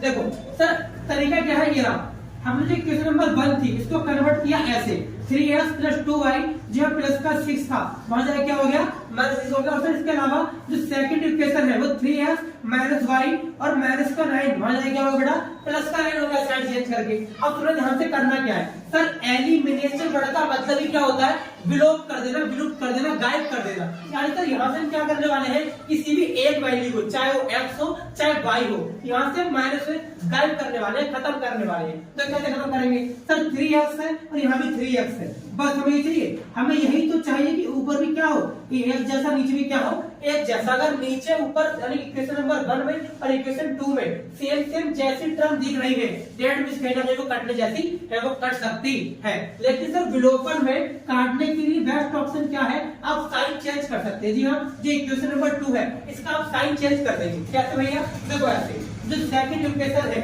इसका साइन जो है इसका क्या है, कुछ भी नहीं तो प्लस होगा, यानी चेंज हो जाएगा किसमें, माइनस में। और जो माइनस का y है ये बन जाएगा प्लस का, और जो प्लस का 9 है बेटा ये हो जाएगा माइनस का। अब क्या करेंगे भैया, तो प्लस का 3x और नीचे ना, अब आपको ये याद रखना है जो इक्वेशन नंबर सेकंड है, इस वाली इक्वेशन में जो भी साइन पहले हुआ करते थे अब वो कन्वर्जन हो गए, वो कन्वर्ट हो गए हैं, तो कन्वर्ट होने के बाद उन साइनों का यूज किया जाएगा।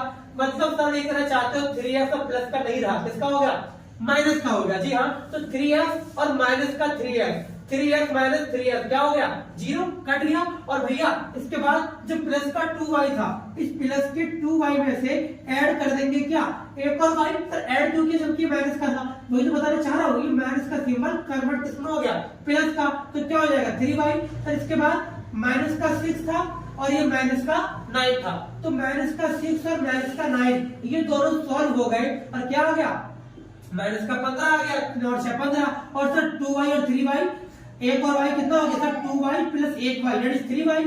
तो y की वैल्यू कितनी आ गई सर, y के साथ 3 क्या हो रहा है, मल्टीप्लाई, और वो आ गया डिवाइड में। तो क्या हो जाएगा, 3 के टेबल में 50 कितनी बार में आता है जी, 5 बार में। डेट मींस सर आपने y की वैल्यू फाइंड कर दी, डेट इज माइनस की 5। बस समझ आई। अब भैया करना क्या है, इस y की वैल्यू को जहां आपका दिल करे, चाहे आपको फर्स्ट इक्वेशन चाहे सेकंड, जहां आपका दिल करे वहां पुट कर सकते हैं, और वैल्यू y की पुट करते ही आपके सामने y भी आ जाएगा। बताओ कहां पुट करूं, जहां बोलोगे पुट कर देंगे। चलो मान लो 3x प्लस 2y प्लस 6 बराबर 0। हम यहाँ पुट करके देखते हैं अपनी वैल्यू को। हम y की वैल्यू यहाँ पर माइनस की 5 रखते हैं। आप लाइन लिखोगे, क्या लिखोगे, y का मान -5 रखने पर या फिर अंग्रेजी में put the value of y equal to -5 in equation number 1। ऐसे रखेंगे आप। अब कुछ नहीं करना, देखो 3x तो पता ही नहीं है, ऐसा क्या ऐसा ही, 2 की जगह 2 और y की जगह y की वैल्यू डेट इज माइनस की 5 और फिर प्लस का 6 इक्वल टू 0। सर अब क्या करें, अब भैया कुछ नहीं करना, x वाला सॉल्व तो हो नहीं सकता, लेकिन ये दोनों आप सॉल्व हो सकते हैं। 2 5 जा 10 यानी माइनस का 10 और प्लस का 6 इक्वल टू 0। सर अब क्या करें, अब कुछ नहीं करना, देखो ध्यान से, सर 3x और प्लस माइनस माइनस यानी माइनस का 10 और प्लस का 6 इक्वल टू 0। क्या ये दोनों आपस में सॉल्व हो सकते हैं? जी हाँ हो सकते हैं। माइनस का 10 और प्लस का 6 कितना आ जाएगा, माइनस प्लस माइनस यानी कि ये आ जाएगा आपका माइनस का 4 इक्वल टू 0। अब सर माइनस का 4 बने क्या हो जाएगा, वहां जाकर प्लस का हो जाएगा। वीडियो अच्छी लगी, वीडियो को लाइक करना मत भूलना बेटा। और सुनो ध्यान से, तो आंसर आ गया। सर x की वैल्यू कितनी आ जाएगी, सर x के साथ अगर 3 हो रहा है मल्टीप्लाई तो यहाँ पे क्या आ जाएगा, डिवाइड में, तो x की वैल्यू कितनी आ गई, 4/3 यानी कि 4/3। और अपने y की वैल्यू क्या निकाली थी अभी, सर y की वैल्यू अभी आई थी माइनस की 5, देखो ये लिखी, यानी एक वैल्यू आई y की माइनस की 5 और एक वैल्यू आई x की 4/3। यानी सर आपने इस सेम ही क्वेश्चन को, आपने एक ही क्वेश्चन को हमें दोनों तरीकों से, जी हाँ दोनों तरीकों से करके दिखा दिया, मतलब कि सब्स्टिट्यूशन भी करा दिया। और देखो अभी हमने आंसर निकाला तो वहां पे लिख रखा है, ये मैंने आंसर भी निकाला था सब्स्टिट्यूशन मेथड से, तो इससे भी आंसर सेम आ रहा है बेटा। x वैल्यू क्या आई थी 4/3, तो यहाँ भी सेम आ रही है। और भी निकाला था y से, कितनी आई थी माइनस की 5, यहाँ भी क्या आ रही है माइनस की 5। मतलब सर तरीका कोई सा भी हो, चाहे फर्स्ट वाला चाहे सेकंड चाहे थर्ड, आंसर तीनों से सेम ही आता है। तो याद रखना एग्जाम में क्वेश्चन एक बनता है कि लीनियर पेयर को सॉल्व करने के सबसे बेस्ट मेथड कौन सा है, तो उसका आंसर क्या होगा, एलिमिनेशन मेथड। एक मार्क्स का एमसीक्यू बनने के चांस है कि सबसे बेस्ट मेथड कौन सा है, तो इसको सबसे बेस्ट कहा जाता है। आपको खुद फील हो रहा होगा कि उससे जल्दी हो गया ये प्रतिस्थापन वाले से, अगर ये वाला जल्दी हो रहा है तो इसे बेस्ट का नाम दे दिया गया। तो आपको वीडियो अगर अच्छी लगी, वीडियो को लाइक करना मत भूलना। और हाँ क्लास 10 के सही बच्चों को बता दो कि इस वाले चैनल पर आपको चैप्टर नंबर 1 से लेके 14 तक, जी हाँ सारे चैप्टर क्लास 10 का पूरा सिलेबस आपको रिवाइज कराया जाएगा। 20 से 25 मिनट के अंदर सारा सिलेबस आपको तरीके से चैप्टर 1 2 3 सारे आपको बताए जाएंगे। आपको चैप्टर 1 और 2 ऑलरेडी अपलोड है और आज 3 वीडियो आपने देख ली। अब नेक्स्ट चैप्टर हमारा चैप्टर 4 अपलोड होगा और लाइव से अपलोड होगा, तो प्लीज इस वीडियो को लाइक करना मत भूलना। Thank you so much. Class 10 वाले बच्चे, आपको पता है कि हमारा बैच ऑलरेडी चल रहा है और हम क्लास 10 के सभी चैप्टर अपलोड कर रहे हैं इस चैनल पर। आपको पता होना चाहिए बेटा, हमारे चैनल का नाम क्या है, Vishnu ji bright future academy, जहां पर आपके लिए क्लास 10 वाले बच्चों के लिए 10th की बोर्ड की अच्छी तैयारी के लिए, अच्छे नंबर लाने के लिए बहुत ही सारे चैप्टर, जी हाँ जो हमारे मैथ के ऑलरेडी चैप्टर 1 2 और 3, ये चैप्टर 1 2 3 ऑलरेडी अपलोड है, पहले वो देख के आना, उसको चैप्टर 4 देखना।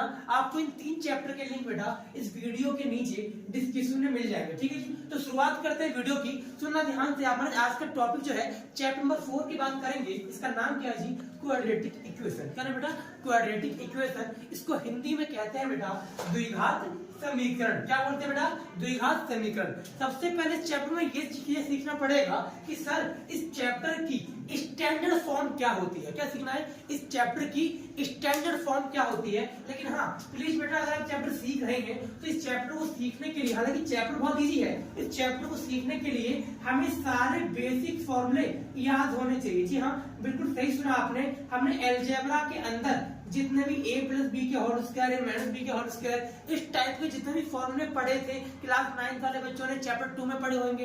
अगर मैं बात करूं इस चैप्टर की, तो चैप्टर नंबर जो ये वाला है 4, ये कहीं ना कहीं चैप्टर 2 से बिलोंग करता है और चैप्टर 2 की ये वाली वीडियो भी हमारी अपलोड है यूट्यूब पर, है ना। तो कहने का मतलब ये है भैया कि इसे सीखने के लिए पहले क्या करूं, अपने बेसिक फॉर्म में मजबूत करूं अलजेब्रा वाले, ठीक है जी कर लूंगा भैया। इसके बाद समझना, एक मार्क्स का आपके मिड टर्म में एग्जाम में क्वेश्चन आया था कि इस चैप्टर की, मतलब कि द्विघात समीकरण की, क्वाड्रेटिक इक्वेशन की मानक रूप क्या होता है, इसकी स्टैंडर्ड फॉर्म क्या होती है। तो उसका आंसर बहुत छोटा सा था जो कि एमसीक्यू में आया था। आंसर क्या था, ax² plus bx plus c equal to 0। जी हाँ बेटा, ये होती है स्टैंडर्ड फॉर्म किस इस चैप्टर की। ठीक है जी, इसके अलावा sir a not equal to 0, ये बात हमें याद रखनी है। जो आगे वाला है मतलब जो ए है वो ए कभी भी 0 नहीं हो सकता। अच्छा ठीक है, समझ गया।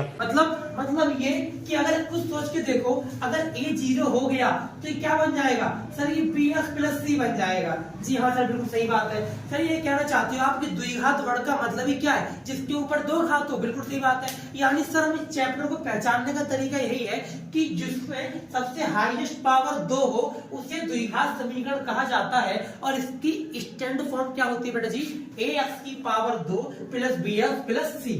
याद रखने वाली बातें ये है, आपको ए और बी और सी का पता लगाना है। तो ए का पता लगाने के लिए क्या होता है सर, जो एक्स की पावर 2 से गुणा होता है ना, क्लास 9 में भी है ये चैप्टर और ये सेम बातें वहां पर रिपीट होती हैं। सर जो एक्स की पावर 2 से गुणा होगा वो ए है, जो एक्स के साथ गुणा होगा वो बी है, और जो सी है वो कांस्टेंट टर्म है, सिंगल टर्म है। बिल्कुल सिंगल है वो मेरी तरह। ठीक है जी, कांस्टेंट टर्म है। तो कहने का मतलब ये हुआ सर कि कहीं ना कहीं ए बी सी का हम पता लगा लेंगे। इसके बाद चैप्टर सीखना क्या है, इस चैप्टर में सीखने के लिए मैंने इसको डिवाइड किया है 3 कॉन्सेप्ट में। जी हाँ, 3 कॉन्सेप्ट है इसके। कौन कौन से भैया, एक को मैंने कहा कॉन्सेप्ट 1, जहां में ये पता करना होता है कि कोई भी इक्वेशन को हमें देगा, हमें उसमें फॉर्मूला लगा के सॉल्व करने पड़ेंगे और ये पता लगाना पड़ेगा बेटा क्या वो इस चैप्टर बनाती है, मतलब क्या ये द्विघात समीकरण बनाती है। यानी सर अगर वो क्वेश्चन मुझे दिया और मुझे इसमें ये पता लगाना है क्या क्वाड्रेटिक इक्वेशन है या नहीं है, तो कुछ नहीं करना, जस्ट उसमें इस टाइप के फॉर्मूले यूज करने होते हैं और यूज करके कुछ इसको चेक करना होता है। अगर वो हमारे स्टैंडर्ड फॉर्म से मैच हो गया तो हम कहते हैं यस ये क्वाड्रेटिक इक्वेशन है, अदरवाइज नहीं है। पहली बात सर ये कहाँ मिलेगा, सर ये कॉन्सेप्ट जो 1 है मेरा, ये मिलेगा आपको आपकी एक्सरसाइज 4.1 में। जी हाँ, क्लास 10 के हिसाब से इस वाले चैप्टर के अंदर नई बुक के हिसाब से बेटा 3 एक्सरसाइज है, एक 4.1, एक 4.2 और एक 4.3। 4.1 में क्या सीखने वाले हैं, ये सीखने वाले हैं कि कैसे पता लगाएं कि कोई भी इक्वेशन क्वाड्रेटिक है या नहीं है। मैंने सिंपली कहा कि जस्ट कुछ नहीं करना, उसको सॉल्व करके ये चेक कर लो। अगर ये फॉर्म से मैच कर गई दैट मींस यस ये द्विघात समीकरण बनाती है। तो ये है क्या, ये था पूरा का पूरा कॉन्सेप्ट 1 यानी कि 4.1 का कॉन्सेप्ट। 4.2 की बात करें बेटा तो 4.2 में कॉन्सेप्ट 2 क्या है मेरा, जहां पे क्या फाइंड करना है, हमें रूट्स फाइंड करने हैं। जी हाँ, रूट्स का मतलब होता है हिंदी में मूल ज्ञात करने हैं, और रूट्स का मतलब क्या हो गया, वैल्यू ऑफ वेरिएबल। सर ये तुम्हें कहीं सुना लग रहा है, हाँ बिल्कुल सुना होगा। क्यों सुना होगा, क्योंकि चैप्टर 2 में भी था। याद करो वो दिन जब मैं आपको चैप्टर 2 पढ़ा रहा था, तो चैप्टर 2 के अंदर हमने वर्ड कहा था जीरो था भैया, कहा था तो आपने सर जीरोस का मतलब भी आपने नहीं बताया था। हाँ बिल्कुल बताया था। यानी भैया रूट्स और जीरोस एक ही बात है, लेकिन क्लास 10th के अंदर इनके 2 चैप्टर डिवाइड कर दिए गए। चैप्टर 2 में उसे कहा गया जीरोस और चैप्टर 4 में क्या कहा गया, रूट्स। बट लेकिन मतलब विल बी सेम, मतलब मीनिंग विल बी सेम। और सर इसको मैंने आपको बताया था चैप्टर 2 में भी कि इसको निकालने के यानी कि रूट्स फाइंड करने के या फिर जीरोस निकालने के 2 तरीके होते हैं। एक का नाम है सर फैक्टराइजेशन मेथड, भैया एक का नाम क्या है, बाय क्वाड्रेटिक फॉर्मूला, जो हमने बात आपको वहां भी की थी। मैंने आपसे कहा था कि चैप्टर 2 के अंदर हमें ये वाला तरीका यूज नहीं करना होता, मतलब कि जो क्वाड्रेटिक फॉर्मूला है वो यूज नहीं करना होता, हमें ओनली फैक्टराइजेशन ही यूज करना होता है। ठीक है जी, फिर हमने क्या कहा था, फिर हमने कहा था सर आज हम सीखने वाले हैं, डोंट वरी, ऐसा मत समझना कि मैं नहीं कराऊंगा, मैं आपको ये वाला भी कराने वाला हूँ और ये भी कराऊंगा इसी वीडियो में। इसे लास्ट तक बने रहना, वीडियो को लास्ट तक देखना। ये पूरा का पूरा चैप्टर आपको 6 से 8 मार्क्स बड़े प्यार से लेके जाएगा, इसलिए वीडियो को लाइक करना मत भूलना बेटा, और सुनेंगे ध्यान से। अब करना क्या है सर, ये वाला सेम चैप्टर नंबर 2 वाला ही है, बिल्कुल हाँ चैप्टर 2 वाली डोंट वरी, फिर से आपको कराऊंगा। लेकिन इसका नाम एक और है क्या, स्प्लिट मिडिल टर्म मेथड। क्या नाम है इसका, स्प्लिट मिडिल टर्म मेथड, जो कि हम क्लास 9 में भी सीख चुके थे। क्लास 10 का जो मैंने चैप्टर 2 अपलोड किया वहां भी सिखाया था, आज फिर से सिखाऊंगा, डोंट वरी अबाउट इट। ठीक है सर। सर आपने लास्ट में क्या लिखा, मैं लिखा use any method to find roots, मतलब इन दोनों में से कोई भी तरीका यूज करो, आपका आंसर जो है, आपकी जो रूट्स है, जो आपके रूट्स निकलेंगे वो सेम ही निकलेंगे, दोनों केसेस से। इस पूरे चैप्टर के अंदर जो कॉन्सेप्ट 3 है मेरा, उस कॉन्सेप्ट 3 में क्या है सर, वहां पे हमें इन रूट्स के नेचर देखने, क्या देखने, नेचर, इंसान का देख तो नेचर, ठीक वैसे ही आज रूट्स का नेचर देखना है। सर रूट्स के नेचर का मतलब क्या होता है, मूलों की प्रकृति। जी हाँ, मूल मतलब नेचर, सॉरी रूट्स मतलब क्या, मूल, और प्रकृति मतलब क्या, प्रकृति मतलब क्या, नेचर, यानी कि मूलों की प्रकृति के लिए हमें फाइंड करना है डी। क्या जी, डी। तो डी का मतलब क्या हो गया, तो डी का मतलब होता है इस चैप्टर के अंदर डिस्क्रिमिनेंट। क्या बोलते हैं इसे, डिस्क्रिमिनेंट बोलते हैं, और डिस्क्रिमिनेंट को हिंदी में बोलते हैं बेटा विविक्तर। क्या बोलते हैं, विविक्तर। तो हमें ये निकालने के लिए कुछ नहीं करना, एक छोटा सा फॉर्मूला दिया गया, d equal to b square minus 4ac। क्या दिया गया, d equal to b square minus 4ac। अब ये एबीसी का है वे, तो एबीसी कुछ भी नहीं है सर, एबीसी हमें ये फोकस करना था, ये मेरा पहला कॉन्सेप्ट था। यहाँ से मैंने बताया था ना, ये क्या होता है सर, जो x की पावर 2 के साथ गुणा होगा वो a है,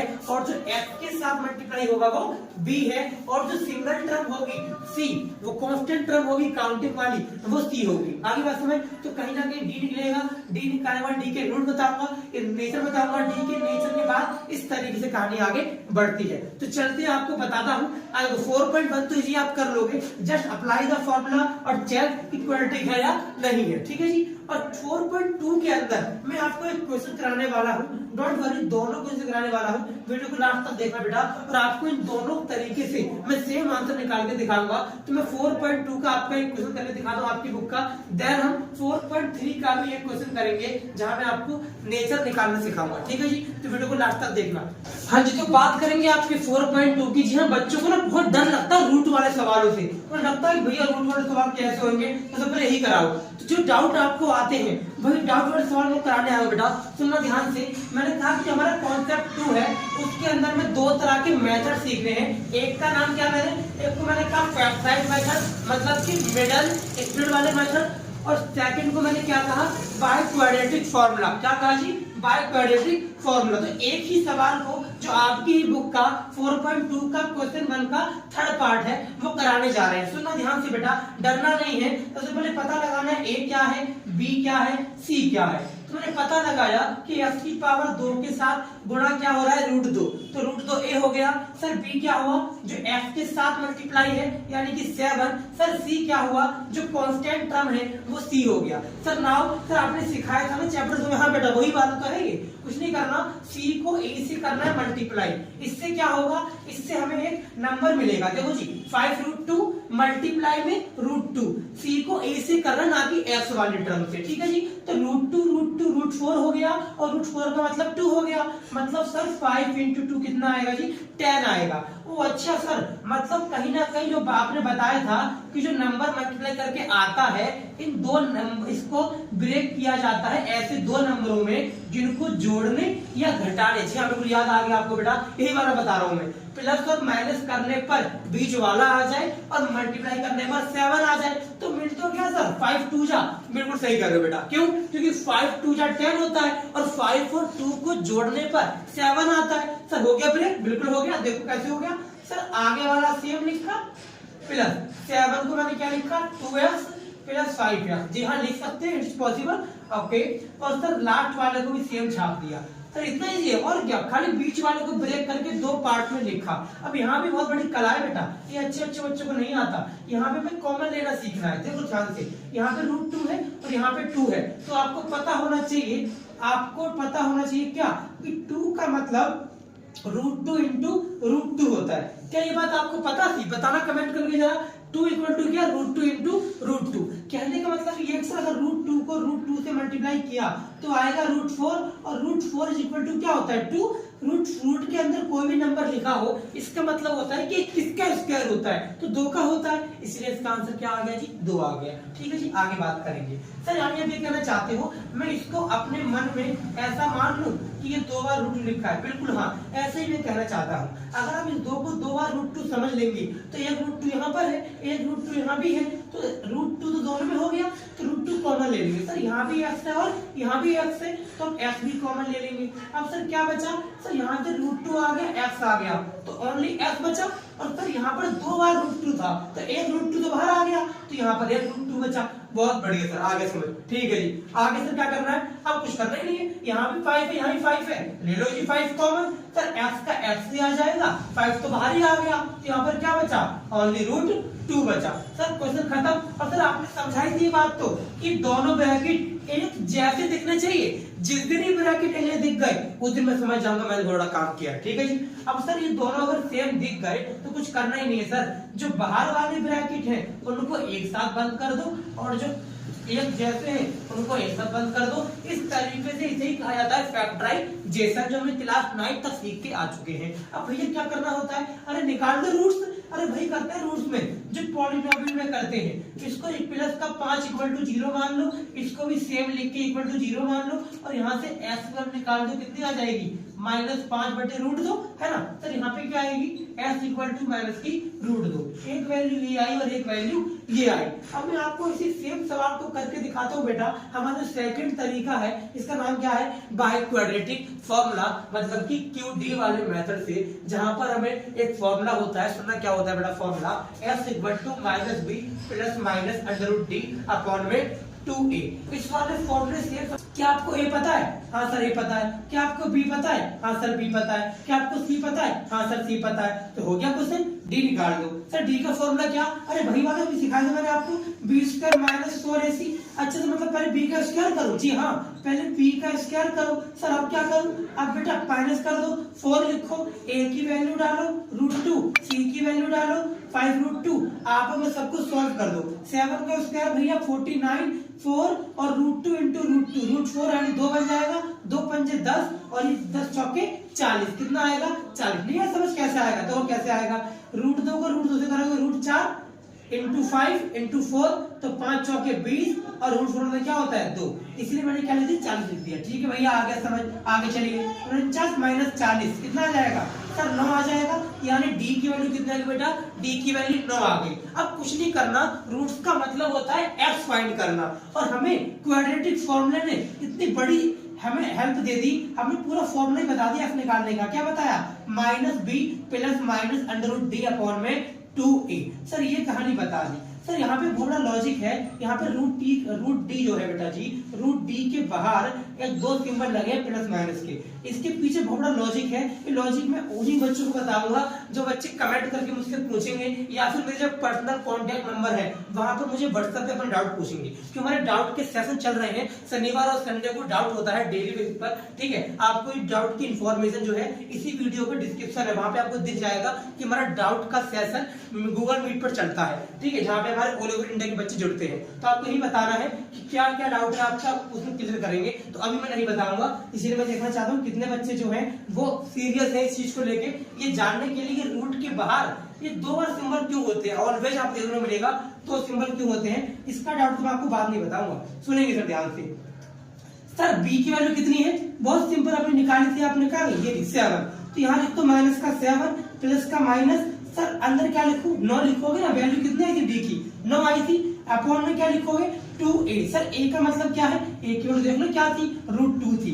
सर हो गया क्वेश्चन, और क्या हो गया, देखो -7। याद रखना बेटा जब भी रूट दो सबसे पहली बात तो √9 को बाहर निकालो, तो कितना आएगा 3, और ये तो सॉल्व हो नहीं सकता।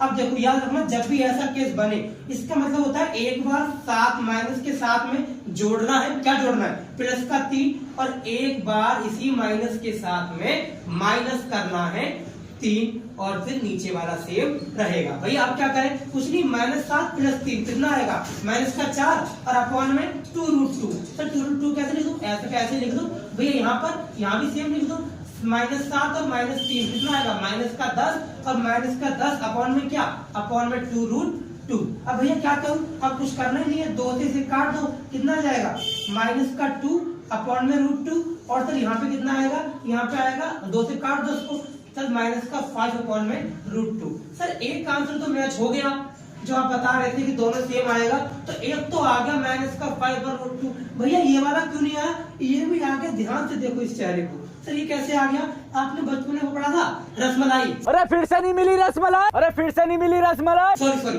रसमलाई, इसमें क्या था, कुछ नहीं था, √2 इंटू √2 कर देते हैं ऊपर नीचे, तो कितना आता है सर, कुछ नहीं आता, माइनस का 2√2 हो जाता है और नीचे वाला मल्टीप्लाई होकर क्या बच जाता है 2, तो 2 से 2 कट गया, तो क्या बचा सर, माइनस का √2 बचा ना। यस सर, ये भी आ गया, देखो ये भी आ गया। यानी सर आपने हमें सिखा दिया कि 4.2 के अंदर जितने भी क्वेश्चन हैं सबको करने का तरीका सेम है, लेकिन हमें जब क्वेश्चन ने कह दिया बाय यूजिंग फैक्टराइजेशन मेथड तो मैं ये वाला अपनाऊंगा, उसने कहा बाय यूजिंग क्वाड्रेटिक फॉर्मूला तो मैं ये वाला अपनाऊंगा, लेकिन दोनों से आंसर मेरा सेम आएगा। अब बेटा जी बात करते हैं मेजर रूट की। जी हाँ, जो हमारा कॉन्सेप्ट 3 था उसकी तरफ मूव करते हैं। वीडियो में बने रहना बेटा, वीडियो को लास्ट तक देखना।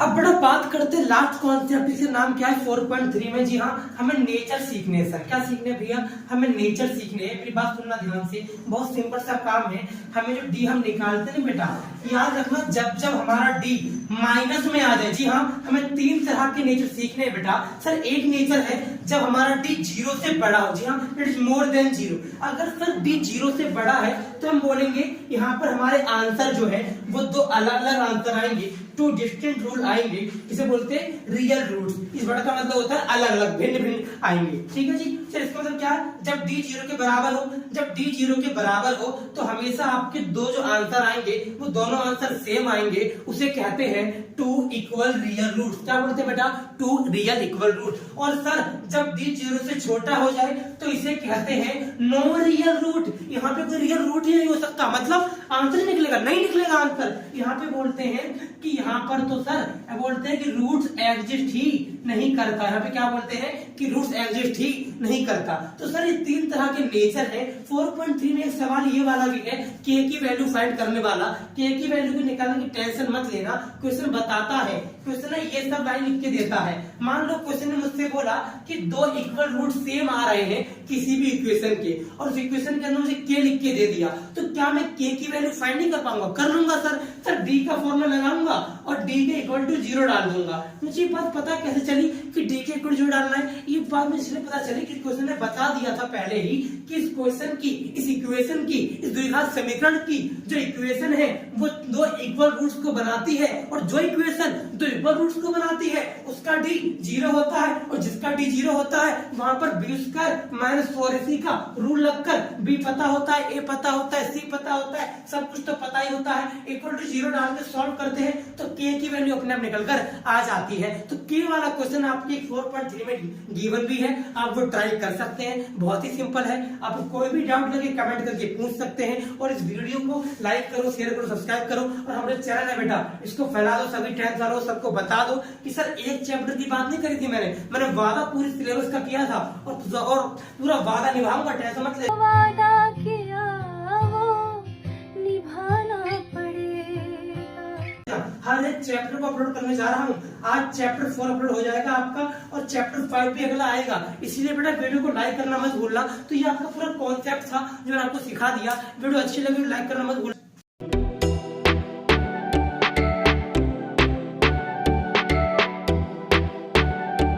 क्लास 10th वाले बच्चे, आपको पता होना चाहिए बेटा कि हम आपको इस वाले चैनल पर, कौन से चैनल पर बेटा, Vishnu ji bright future academy. जी हाँ, इस चैनल पर आपको सारी वीडियो देखने को मिल सकते हैं क्लास 10th की। आपको पता होना चाहिए बेटा कि चैप्टर 1, 2, 3, 4, जी हाँ चैप्टर 1, 2, 3, 4 वीडियो आपको मिल जाएगी इस चैनल पर। लेकिन हाँ, जो चैप्टर नंबर 5 है वो आज अपलोड करेंगे हम। देखिए ध्यान से चैप्टर 5 में करना क्या है। देखो बेटा चैप्टर 5 का नाम क्या है, इसका नाम क्या है, समांतर श्रेणी। जी हाँ, एपी। बात करते हैं क्या क्या पढ़ना है, क्या क्या कॉन्सेप्ट है, कितने कॉन्सेप्ट पढ़ने हैं, कितनी एक्सरसाइज है क्लास 10th वाले बच्चों के लिए। तो सुनो बेटा ध्यान से, ये चैप्टर अभी तक क्लास 9th में नहीं आया है, बिल्कुल भी क्लास 10th में ही आया है।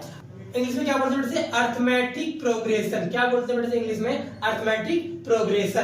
बेटा प्रोग्रेशन का मतलब क्या होता है, प्रोग्रेस करना, यानी कि असल में इस चैप्टर को बेटा क्लास 11th में इसका नाम रखा गया क्या, सीक्वेंस एंड सीरीज। क्या रखा गया, सीक्वेंस एंड सीरीज। तो कहने का मतलब ये है, एक प्रकार की श्रृंखला होती है। क्या कहा मैंने, एक प्रकार की श्रृंखला होती है, और श्रृंखला के मीनिंग क्या है, सारी मीनिंग की बात करेंगे हम। कौन कौन से एग्जाम्पल्स की बात करेंगे, टर्म्स किसे कहते हैं, ए क्या होता है, फर्स्ट टर्म क्या, सेकंड टर्म क्या, थर्ड टर्म क्या, ये सब कॉन्सेप्ट है पूरे चैप्टर का। देखो जी, हमने डिवाइड किया इसको कि हमारे क्लास 10th के अंदर तीन तरह से जाने वाली है 5.1, 5.2, 5.3, 5.4 जो ऑप्शन है हमें नहीं पढ़नी। 5.1 के अंदर क्या क्या पढ़ना है, बेसिक चीजें, फंडामेंटल चीजें कि एपी, ए क्या है, डी क्या है, एन क्या है, एन क्या है। ए का मतलब फर्स्ट टर्म, डी का मतलब कॉमन डिफरेंस, एल का मतलब लास्ट टर्म या फिर जनरल टर्म ऑफ एपी, और एल मतलब क्या, लास्ट टर्म। ठीक है, तो एल और एन एक ही बात है।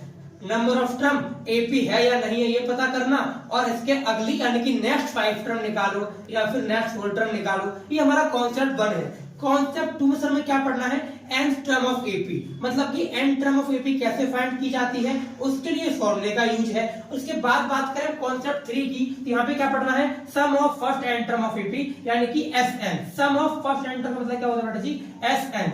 तो एक एक करके इन सभी के बारे में डिस्कस करते हैं, कॉन्सेप्ट 1 के, कॉन्सेप्ट 2 और कॉन्सेप्ट 3। कॉन्सेप्ट है क्या, एपी होता क्या है, तो चलिए वीडियो को शुरू करते हैं।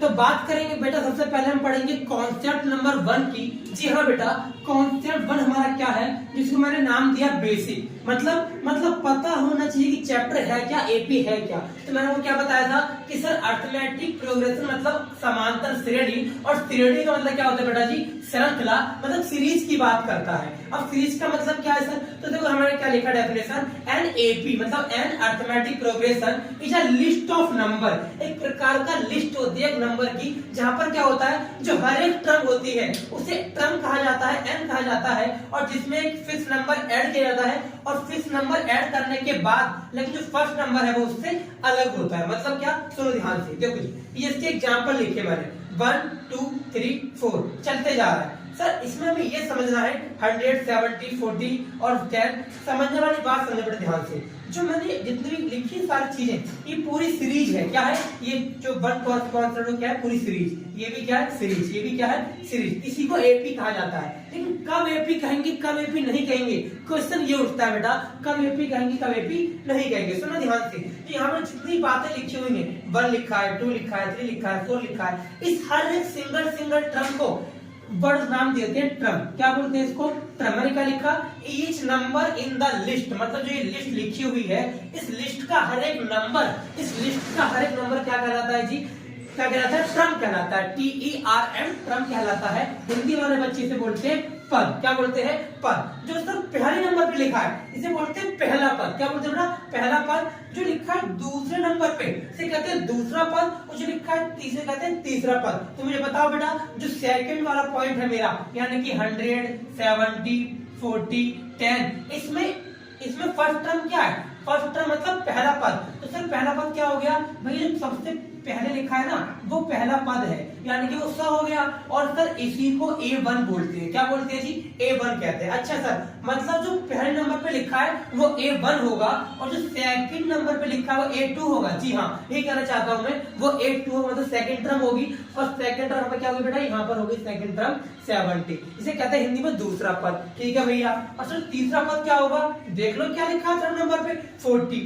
ठीक है सर, यानी A3 हो गया 40। ठीक है सर, A4 क्या होगा, A4 होगा 10। सर ये A1, A2, A3, A4 तो तब बता पाएंगे ना जब वो सीरीज AP होगी, लेकिन ये कैसे पता लगाऊं कि AP है या नहीं है। डोंट वरी, मैं बताता हूं, दोस्तों ध्यान से।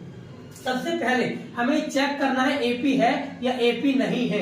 तो AP है या AP नहीं है चेक करने के लिए हमें क्या करना पड़ता है, पहले उस सीरीज को चेक करो, उस सीरीज में ये पता लगाओ कि A1 क्या है, A2 क्या है, A3 क्या है और A4 क्या है। सपोज मैं इसी एग्जांपल ले दो बेटा जी, इज 100, अगला 70, next one is 40, next one is 10। अब मैं इसी एग्जांपल को लूं तो यहाँ पर देखो बेटा ध्यान से, जो इनके बीच का, जी हाँ, जो इनके बीच का डिफरेंस है इसको वर्ड दिया गया D। क्या बोला गया इसको बेटा, इस चैप्टर के अंदर उसको D कहा गया। क्या कहा गया बेटा, D कहा गया। और D का मतलब क्या होता है, कॉमन डिफरेंस। हिंदी में बच्चे से क्या बोलते हैं, सार अंतर। क्या बोलते हैं बेटा, सार अंतर बोलते हैं। और सार का मतलब क्या होता है, कॉमन, और कॉमन मींस किन्हीं दो टर्मों के बीच की बात कर रहा है। ठीक है जी। अब सर D का फॉर्मूला क्या हुआ, सर बहुत सिंपल फॉर्मूला है, सेकंड टर्म में से, जी हाँ, यानी कि 70 में से जो फर्स्ट नंबर में A1 है, जो फर्स्ट टर्म है, और जो लास्ट पर है, यहाँ पर लास्ट कौन सी हुई, 4 नंबर पे हुई लास्ट, इसे बोलते हैं A4 यानी कि फोर्थ टर्म। हमें करना कुछ भी नहीं है, हमें D निकालना है। क्या निकालना है बेटा, D निकालना है। और D का फॉर्मूला क्या हुआ, A2 माइनस A1। मतलब सर आप ये कहना चाहते हो कि D आप निकालेंगे 70 माइनस 100 करके, तो आपका आंसर माइनस में आएगा। जी हाँ, आंसर माइनस में आएगा। अब ये बात भी याद रखनी है कि डी जो है वो प्लस माइनस या जीरो किसी में भी हो सकता है। जैसे कि मैं क्या क्या लिखा है, हमने सीखा चैप्टर में क्या क्या सीखना है। पहले सीखना है कि ए क्या होता है फर्स्ट टर्म, फिर सीखना है कि कॉमन डिफरेंस डी क्या होता है। तो मैं डी पे आ चुका हूँ, ये मैंने आपको बता दिया।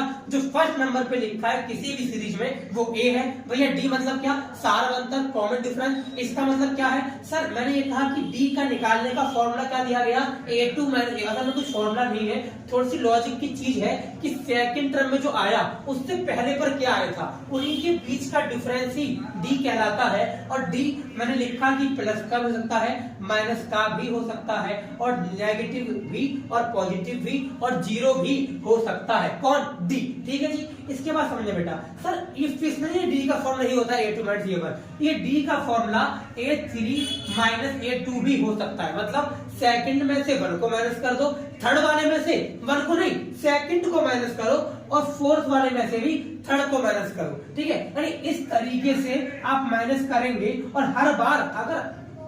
हर बार ईच एंड एवरी टाइम अगर आपका आंसर यानी कि डी की वैल्यू हर बार सेम आई बेटा जी, अगर हर बार वैल्यू आपकी सेम आई, देन आप क्या कहोगे कि यस ये एपी है। आगे मेरी बात समझ, यानी सर यहाँ से ये कॉन्सेप्ट हमारा 5.1 से भी बिलोंग करता है, जो कि क्वेश्चन नंबर 4 है। जी हाँ, वहां पर में यही पूछा गया है कि बताओ क्या ये सीरीज, वो आपको बहुत सारी सीरीज देंगे और आपसे पूछेंगे बताओ क्या वो एपी है या एपी नहीं है। तो आपका काम क्या होगा, आपका काम होगा डी निकालना, और आप क्या करेंगे, हर बार डी निकालेंगे। सर हर बार मतलब देखो यहाँ पर 4 टर्म थी, तो पहले D1 निकाला A2 माइनस A1 करके। अब आप क्या करो, D2 निकालो A3 माइनस A2 करके। अब सर आप D3 निकालो A4 माइनस A3 करके।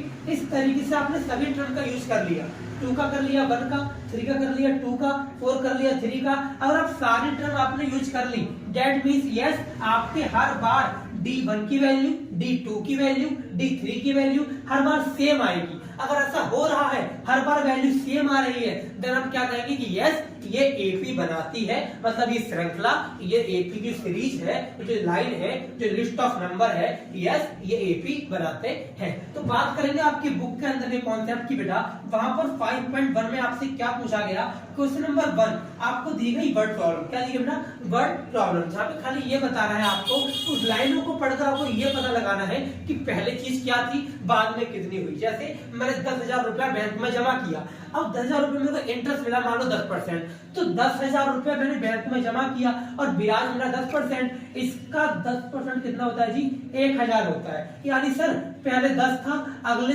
महीने क्या हो जाएगा, मान लो आपको 11,000 हो जाएगा। ठीक है, फिर क्या हो जाएगा, फिर 12,000 हो जाएगा। तो कहने का मतलब ये है, ऐसी सेंटेंसेस को पढ़ के, उन वर्ड प्रॉब्लम्स को पढ़ के मुझे सीरीज बनानी है, और सीरीज बना के पता लगाना है कि वो एपी है एपी नहीं है। क्वेश्चन पर में डिस्कशन किया गया है आपके न्यू बुक के हिसाब से। ठीक है बेटा, क्वेश्चन नंबर 2 में देखो क्या है सर, क्वेश्चन नंबर 2 में आपको ए और डी, जी हाँ, आपको फर्स्ट टर्म यानी कि ए 100 गिवन होता है, और आपको डी यानी कि दोनों का कॉमन डिफरेंस गिवन होता है। और क्वेश्चन कहता है इसके आगे की 4 टर्म निकाल। अब बात करेंगे 5.1 के क्वेश्चन नंबर 2 को कैसे हल करें। इसको हल करने के लिए बेटा हमको एक चीज सीखनी है, जिसका नाम क्या है, सुना ध्यान से, इसका नाम है जनरल टर्म ऑफ एपी। क्या नाम है जी, जनरल टर्म ऑफ एपी। ये क्या होती है, बहुत सिंपल होती है बेटा। सबसे पहले क्या होता है ए, क्या होता है ए, उसके बाद क्या होता है बेटा जी a प्लस डी, इसके बाद क्या होता है बेटा a प्लस 2d, इसके बाद क्या होता है a प्लस 3d। लेकिन इसके पीछे भी एक बहुत बड़ा लॉजिक है, वो लॉजिक हमारी फेस टू फेस क्लास में चलता है, और आपको पता होना चाहिए कि हमारी फेस टू फेस क्लास जो है मुकंदपुर, आजादपुर, आदर्श नगर हर लोकेशन पर चलती है। ठीक है जी, तो आप ज्वाइन कर सकते हैं हमारे साथ फेस टू फेस क्लास भी, और लाइव क्लास भी, ऑनलाइन क्लास के लिए आप कॉन्टेक्ट कर सकते हैं। जो स्क्रीन पर आपको नंबर आ रहा है, ये नंबर हमारा कॉन्टेक्ट नंबर है, आप व्हाट्सएप करके अपने डाउट भी पूछ सकते हैं। तो सर अगर एपी की सीरीज की बात करें तो बेटा जी तो कुछ नहीं करना, खुद सोच के देखो। अगर एपी आपको गिवन है, अगर आपको ए गिवन है और डी गिवन है, और आपसे कहा कि सेकंड टर्म बता, अब इसकी सीरीज चेक कर लो ना। यानी कि सर ये A1 है, ये वाला A2 है, ये वाला A3 है, और ये वाला A4 है। हाँ सर समझ गया मैं, ठीक है। तो कुछ करना ही नहीं है बेटा। अब आपको ए भी पता है, डी भी पता है। क्वेश्चन ने कहा कि अगली 4 टर्म बता के देखा, तो कुछ करना ही नहीं है। देखो ये वैल्यू यहाँ पुट कर दो, ए की वैल्यू मान लो 4 थी, तो 4 रहेगी। अब सर डी की वैल्यू क्या हो जाएगी, कुछ नहीं, तो ए की वैल्यू कितनी है, ए यहाँ पे लिखा है 4 और डी आप फाइंड करोगे, डी भी आपको क्वेश्चन में गिवन है। यानी सर क्वेश्चन नंबर 2 के लिए मुझे कुछ नहीं करना, जस्ट सीरीज को अप्लाई करना है। बिल्कुल बेटा, पहले क्या करेंगे, ए की वैल्यू रख दी, फिर ए में डी को ऐड कर दिया, फिर डी को 2 से मल्टीप्लाई करके ए के साथ ऐड कर दिया, फिर डी को 3 से मल्टीप्लाई करके क्या कर दिया, ए में ऐड कर दिया। इस तरीके से आपके सामने 4 टर्म आ जाएंगी और उन्हीं 4 टर्म को आपको निकालना था क्वेश्चन नंबर 2 में। अब बात करेंगे क्वेश्चन नंबर 3 की, वो ठीक इसका उल्टा क्वेश्चन है। उसमें क्या है सर, उसमें कुछ भी नहीं है। देखो क्वेश्चन 2 में ए और डी गिवन था और आपसे कहा गया कि अगली 4 टर्म बता। क्वेश्चन 3 में आपसे क्या कहा गया बेटा, इसमें कहा गया कि एपी आपको दे रखी है और फाइंड करना है ए और डी। सेम काम जो सिखाया मैंने एग्जांपल देखो, जो मैं वो सिखा रहा था बेटा, ये आपका क्वेश्चन नंबर 3 और 4 से ही बिलोंग करता है। आपको सीरीज गिवन थी, मैंने कहा था ए और डी निकाल। ऐसी बात क्वेश्चन नंबर 3 ने आपसे कही है, क्या कही है, ए और डी निकाल। अरे ए तो दिख ही रहा है, सबसे पहले लिखा हुआ ए तो है, यानी सर ए की वैल्यू 100 होगी। ठीक है भैया, सर डी कैसे निकालूं, अभी सिखाया था फॉर्मूला a2 - a1, सेकंड में से माइनस कर दो a1 यानी कि फर्स्ट टर्म, तो 70 - 100 कितना आता बेटा, -30। अगर सर 40 में से 70 माइनस करूं तो भी -30 आएगा, और क्या, क्योंकि बड़ी संख्या 70 है, यहाँ से -30 आएगा। यानी हर बार -30 आ रहा है, डेट मींस यस वो एपी बनाएगी। वही एपी बनाने वाला काम यानी एपी है या नहीं है, ये वाला काम आपको 5.1 के क्वेश्चन नंबर 4 में अप्लाई करना है। ये पूरा का पूरा कॉन्सेप्ट आपका 5.1 से बिलोंग करता है। अब बात करेंगे 5.2 और 5.3 की। हाँ जी, अगर बेटा बात करें कॉन्सेप्ट नंबर 2 की, जी हाँ बेटा, हमने बात करी थी कि हमारी क्लास 10th में एक्सरसाइज 5.1 है, एक 2 और एक 3। मैंने 5.1 बेटा आपको पूरी समझा दी कैसे क्या करना है 4 क्वेश्चन का।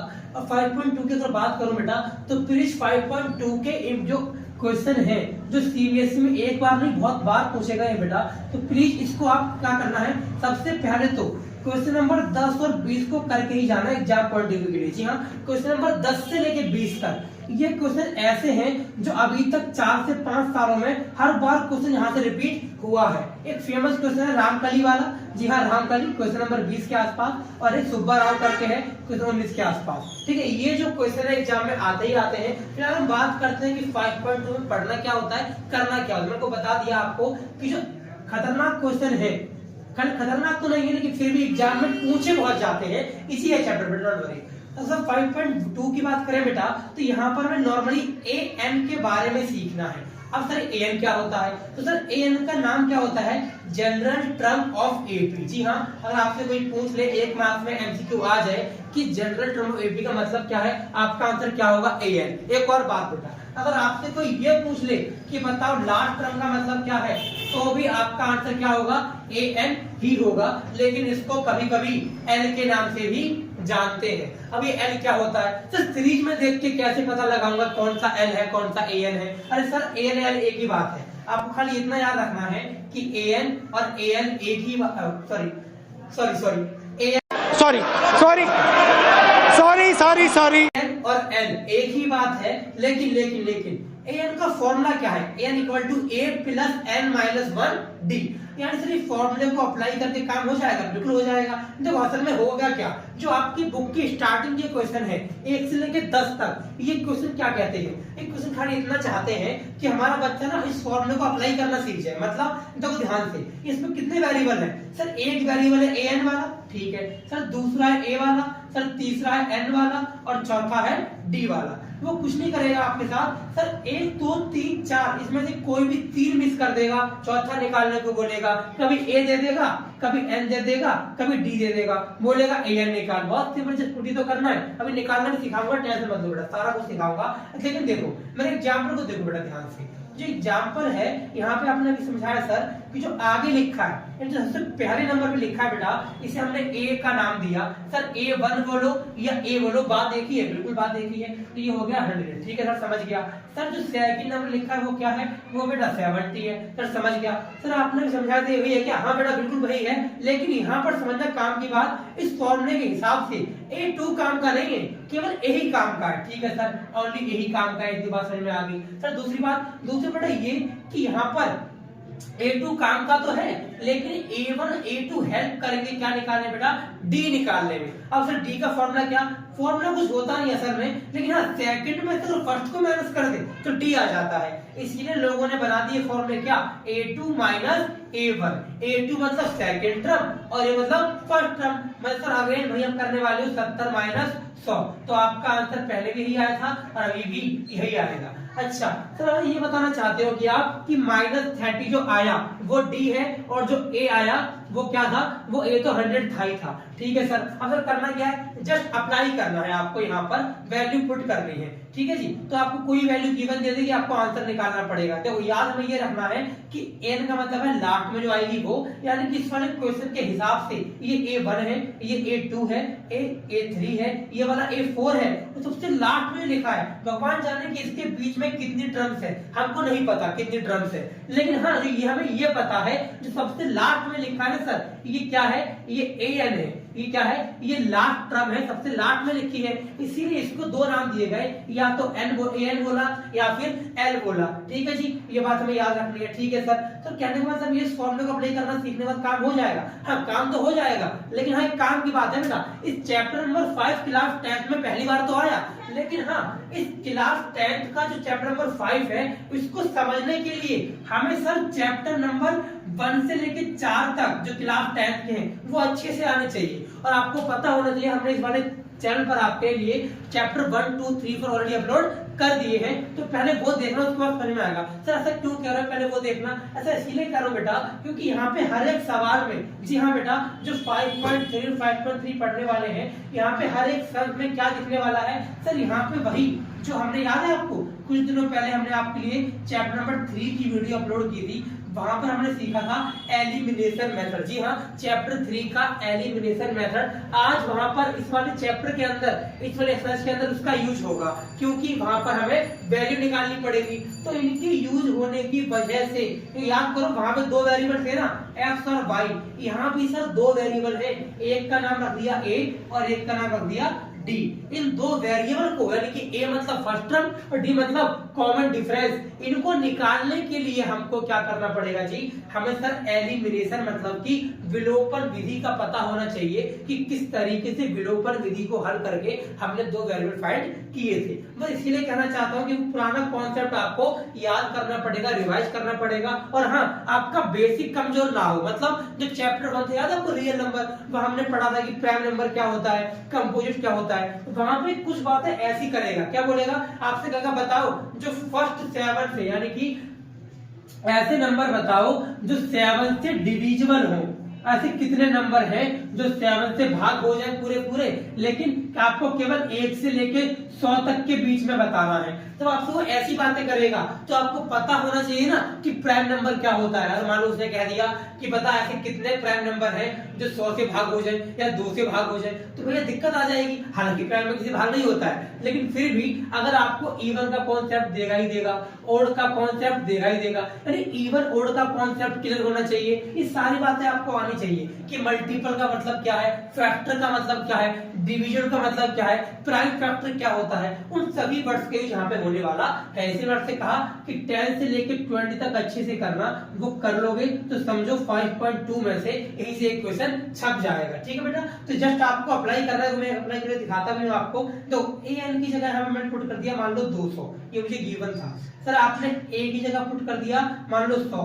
सर n मान लो आपको नहीं पता, n आपको नहीं पता, तो आपने क्या लिख दिया n-1। अब देखना कुछ होने वाला है यहाँ पर, तो क्या होगा सर, d की वैल्यू कितनी है, d की वैल्यू है -30। आपको सॉल्व कैसे करना है सुनना ध्यान से, इसके करने के हजारों तरीके हैं, लेकिन बेस्ट तरीका क्या है वो समझना। अगर मुझे n-1 निकालना है तो इसको अपनी जगह पर छोड़ दो। ठीक है, यहाँ पे देखो 100 क्या हो रहा है, ऐड हो रहा है। सर 200 में से 100 क्या हो जाएगा, माइनस। जी हाँ, 200 में से 100 कर देंगे माइनस। ठीक है सर, समझ गया। सर n-1 के साथ माइनस का 30 क्या हो रहा है, मल्टीप्लाई, तो वो आ जाएगा ऐसे करके डिवाइड में। इससे क्या निकलेगा, n-1 निकलेगा, n ही निकलेगा। ठीक है सर, 200 माइनस 100 कितना आ गया, 100, और नीचे कितना है, माइनस का 30। सर अब क्या करूं, अरे सर फंस गए।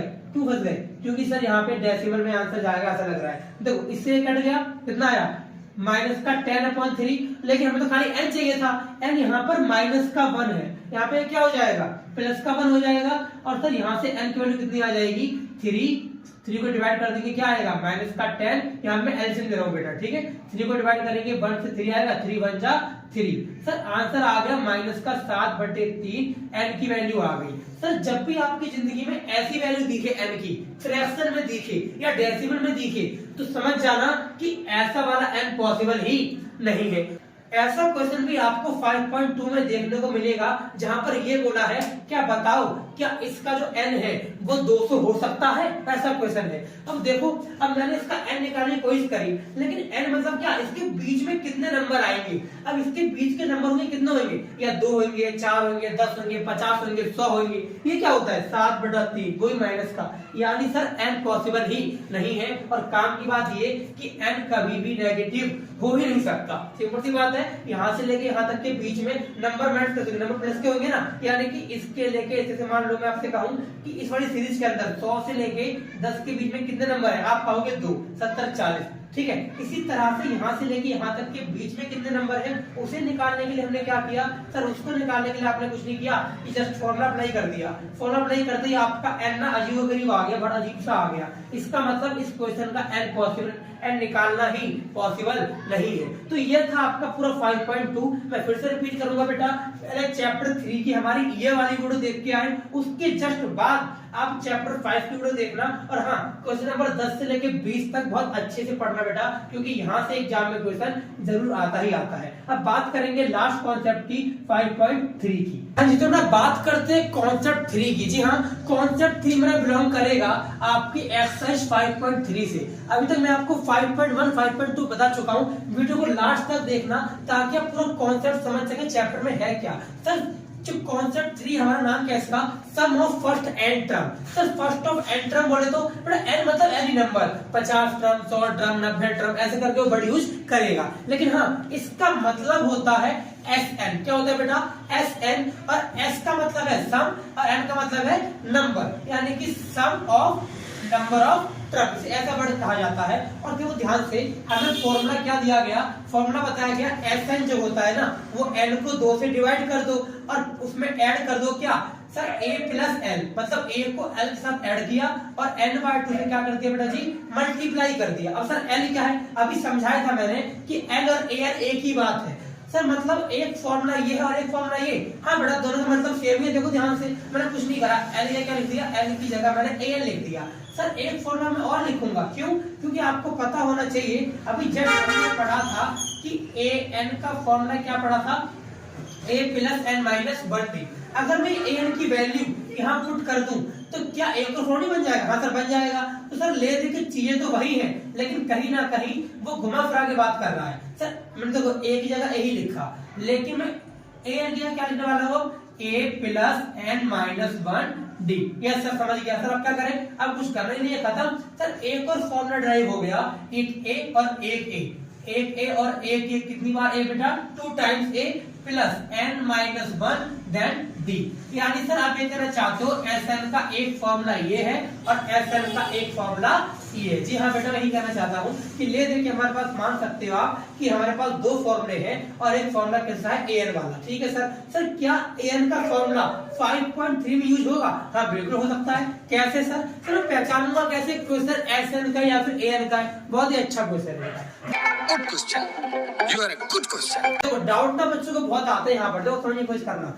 अगर क्वेश्चन में ऐसा लिख के दिया है 2, 4, 6, 8 और लास्ट में लिखा है 200, इसे देख के आप समझ जाना कि इस क्वेश्चन में हमें सम फाइंड नहीं करना है। जब तक क्वेश्चन ये वर्ड सेंटेंस के रूप में लिख के ना दे कि find the sum of 50 term, ऐसा कुछ लिख के ना दे तब पता नहीं लगा सकते कि सम निकालना है नहीं निकालना है। लेकिन हाँ, इसको Sn को पहचानना बहुत सिंपल है। इसका क्वेश्चन आपको कुछ ऐसा देखने को मिलेगा, 2 प्लस 3 प्लस 4 प्लस 5, कुछ ना आपको इस तरीके से देखने को मिलेगा क्वेश्चन इसका। यानी सर ये कहना चाहते हो कि इसके क्वेश्चन में बीच में प्लस प्लस का निशान होगा। जी हाँ, इसके बीच में बड़ा प्लस प्लस का सिंबल होगा, जो कि किसको बताता है, जो कि सम को ही बताता है। मतलब सर कहने का मतलब ये हुआ कि इसके क्वेश्चन को पहचानना इजी है, ऐसा होगा। फिर इसका डी कैसे निकालेंगे, सर सब कुछ सेम है, एवरीथिंग इज सेम। जैसे अभी डी निकाला था A2 माइनस A1 करके आज प्लस के सिंबल को नेगलेक्ट कर दो आप, सेम तरीके से आप डी निकाल दो तो भी आपका आंसर आ जाएगा। तो कहने का मतलब ये है सर सब कुछ ही सेम है, लेकिन यहाँ पर आपने सब निकालना है और सब निकालने के लिए कभी कभी क्या होगा वो आपको n मिस कर देगा, an दे देगा। फॉर एग्जाम्पल सपोज पर यही क्वेश्चन है, यहाँ पे क्या क्या गिवन है बेटा, सर यहाँ पे आपको सब कुछ गिवन है, ए भी गिवन है और सर डी भी आप निकाल लोगे, ठीक है। और भैया आपको लास्ट वाला मतलब an भी पता है, दैट इज 200। सर a पता है, d पता है, an पता है, सर क्या नहीं पता, सर यहाँ पे आपको n नहीं पता, क्या नहीं पता n। लेकिन क्वेश्चन आपसे डिमांड करता है कि सब निकाल, क्या बड़ा क्वेश्चन है, सब निकाल। मैं बताना चाहता हूँ ऐसा क्वेश्चन आपको देखने को मिलेगा, इस सवाल को आप करोगे तब। अब सर सब निकालने को बोलेगा तो क्या करेंगे, सर कुछ नहीं करना, खत्म। तो ऐसे निकालने के दो फॉर्मूले हैं, क्या n पता है, नहीं पता, अरे n ही नहीं पता तो सर ये फॉर्मूला आप लगा सकते हो क्या, नहीं लगा सकते, क्यों, क्योंकि यहाँ पर an भी दे रखा है जो कि मुझे पता है, a भी दे रखा है जो कि मुझे पता है। सर n/2 n भी नहीं पता, sn भी नहीं पता, सर दो चीजें मिसिंग है तो आंसर यहाँ पर नहीं निकलेगा। अब क्या करें, अब कुछ नहीं करना, याद करो वो दिन जब अभी हमने थोड़ी देर पहले, दिन नहीं थोड़ी देर पहले जब हमने an का कॉन्सेप्ट पढ़ा था, उस an के कॉन्सेप्ट के अंदर हमने इस वाले फॉर्मूले को लगाकर n निकालना सीखा था। हाँ भैया समझ गया, मतलब ये कहना चाहते हो, हाँ सच में 5.3 में भी 5.2 का कॉन्सेप्ट यूज हो सकता है। देखो आज हो गया ना सर, इसको सॉल्व करके n निकालूंगा, हाँ सर तो n निकल जाएगा, बिल्कुल निकल जाएगा। अब n निकालने के बाद क्या करूंगा, अब लगा दो जो मर्जी फॉर्मूला, सर ये लगाऊं ये लगाऊं, ये बच्चे को बहुत डाउट आते हैं कि फॉर्मूला कौन सा लगाऊं, बड़ा वाला छोटा वाला, बच्चे इसको नाम देते हैं बड़ा और छोटा, सर बड़े वाला छोटे वाला। तो सर खुद सोच लो, अगर आपको a गिवन है, मान लो आपको an भी गिवन है जैसे यहाँ पर हुआ, और आपको क्या कहते हैं a हो गया, an हो गया और n भी गिवन है, तो मैं बेवकूफ नहीं लगाऊंगा, है ना। तो ये क्यों लगाऊंगा बेटा मैं, सर ये फॉर्मूला लगाने के लिए मुझे डी पता होना चाहिए, सर डी तो मैं निकाल लूंगा। अरे क्या करोगे डी निकाल के, डी निकालना बेवकूफी है बेटा, सीधे ये लगा दो ना, क्योंकि देखो यहाँ पे आपको एन भी गिवन है, ए भी गिवन है और क्या गिवन है, सर ए भी गिवन है, एन भी गिवन है और लास्ट वाला यानी कि लास्ट टर्म भी गिवन है। अगर तीनों गिवन होंगी तो ऐसे तो बड़े प्यार से निकल जाएगा। तो ये था आपका पूरा कॉन्सेप्ट, ये पूरा बेटा 5.3 का कॉन्सेप्ट है जो कि आपको समझ में आ गया। करना क्या है, तो आप एक एक क्वेश्चन को ट्राई करना, कोई भी डाउट आएगा तो डाउट आप पूछ सकते हैं हमारे गूगल मीट पर शनिवार संडे को। जी हाँ, सैटरडे और संडे गूगल मीट पर बेटा हमारे डेली डाउट सेशन चल रहे हैं, जहां पे अपने डाउट आप कमेंट कर सकते हैं। हमारा जो पर्सनल कांटेक्ट नंबर है वहां पर आप मैसेज करके व्हाट्सएप पे पूछ सकते हैं कि सर मेरे को इस क्वेश्चन में डाउट है, समझा दीजिए। आपके सारे डाउट की सारी क्वेरी सॉल्व की जाएगी। आपको वीडियो अच्छी लगी हो बेटा तो वीडियो को लास्ट तक देखा आपने, थैंक यू सो मच यहाँ तक आप आए। और इस वीडियो को फैला दो, अपने दोस्तों को बता दो कि इस वाले चैनल पर आपको सारे वीडियो, जी हाँ, चैप्टर 1 से लेके लास्ट तक जितना भी सिलेबस है सब कुछ मिलेगा। 25 मिनट 20 मिनट में वीडियो, यानी कि 20 मिनट 25 मिनट में आपको पूरा चैप्टर कवर कराया जाएगा। Thank you so much.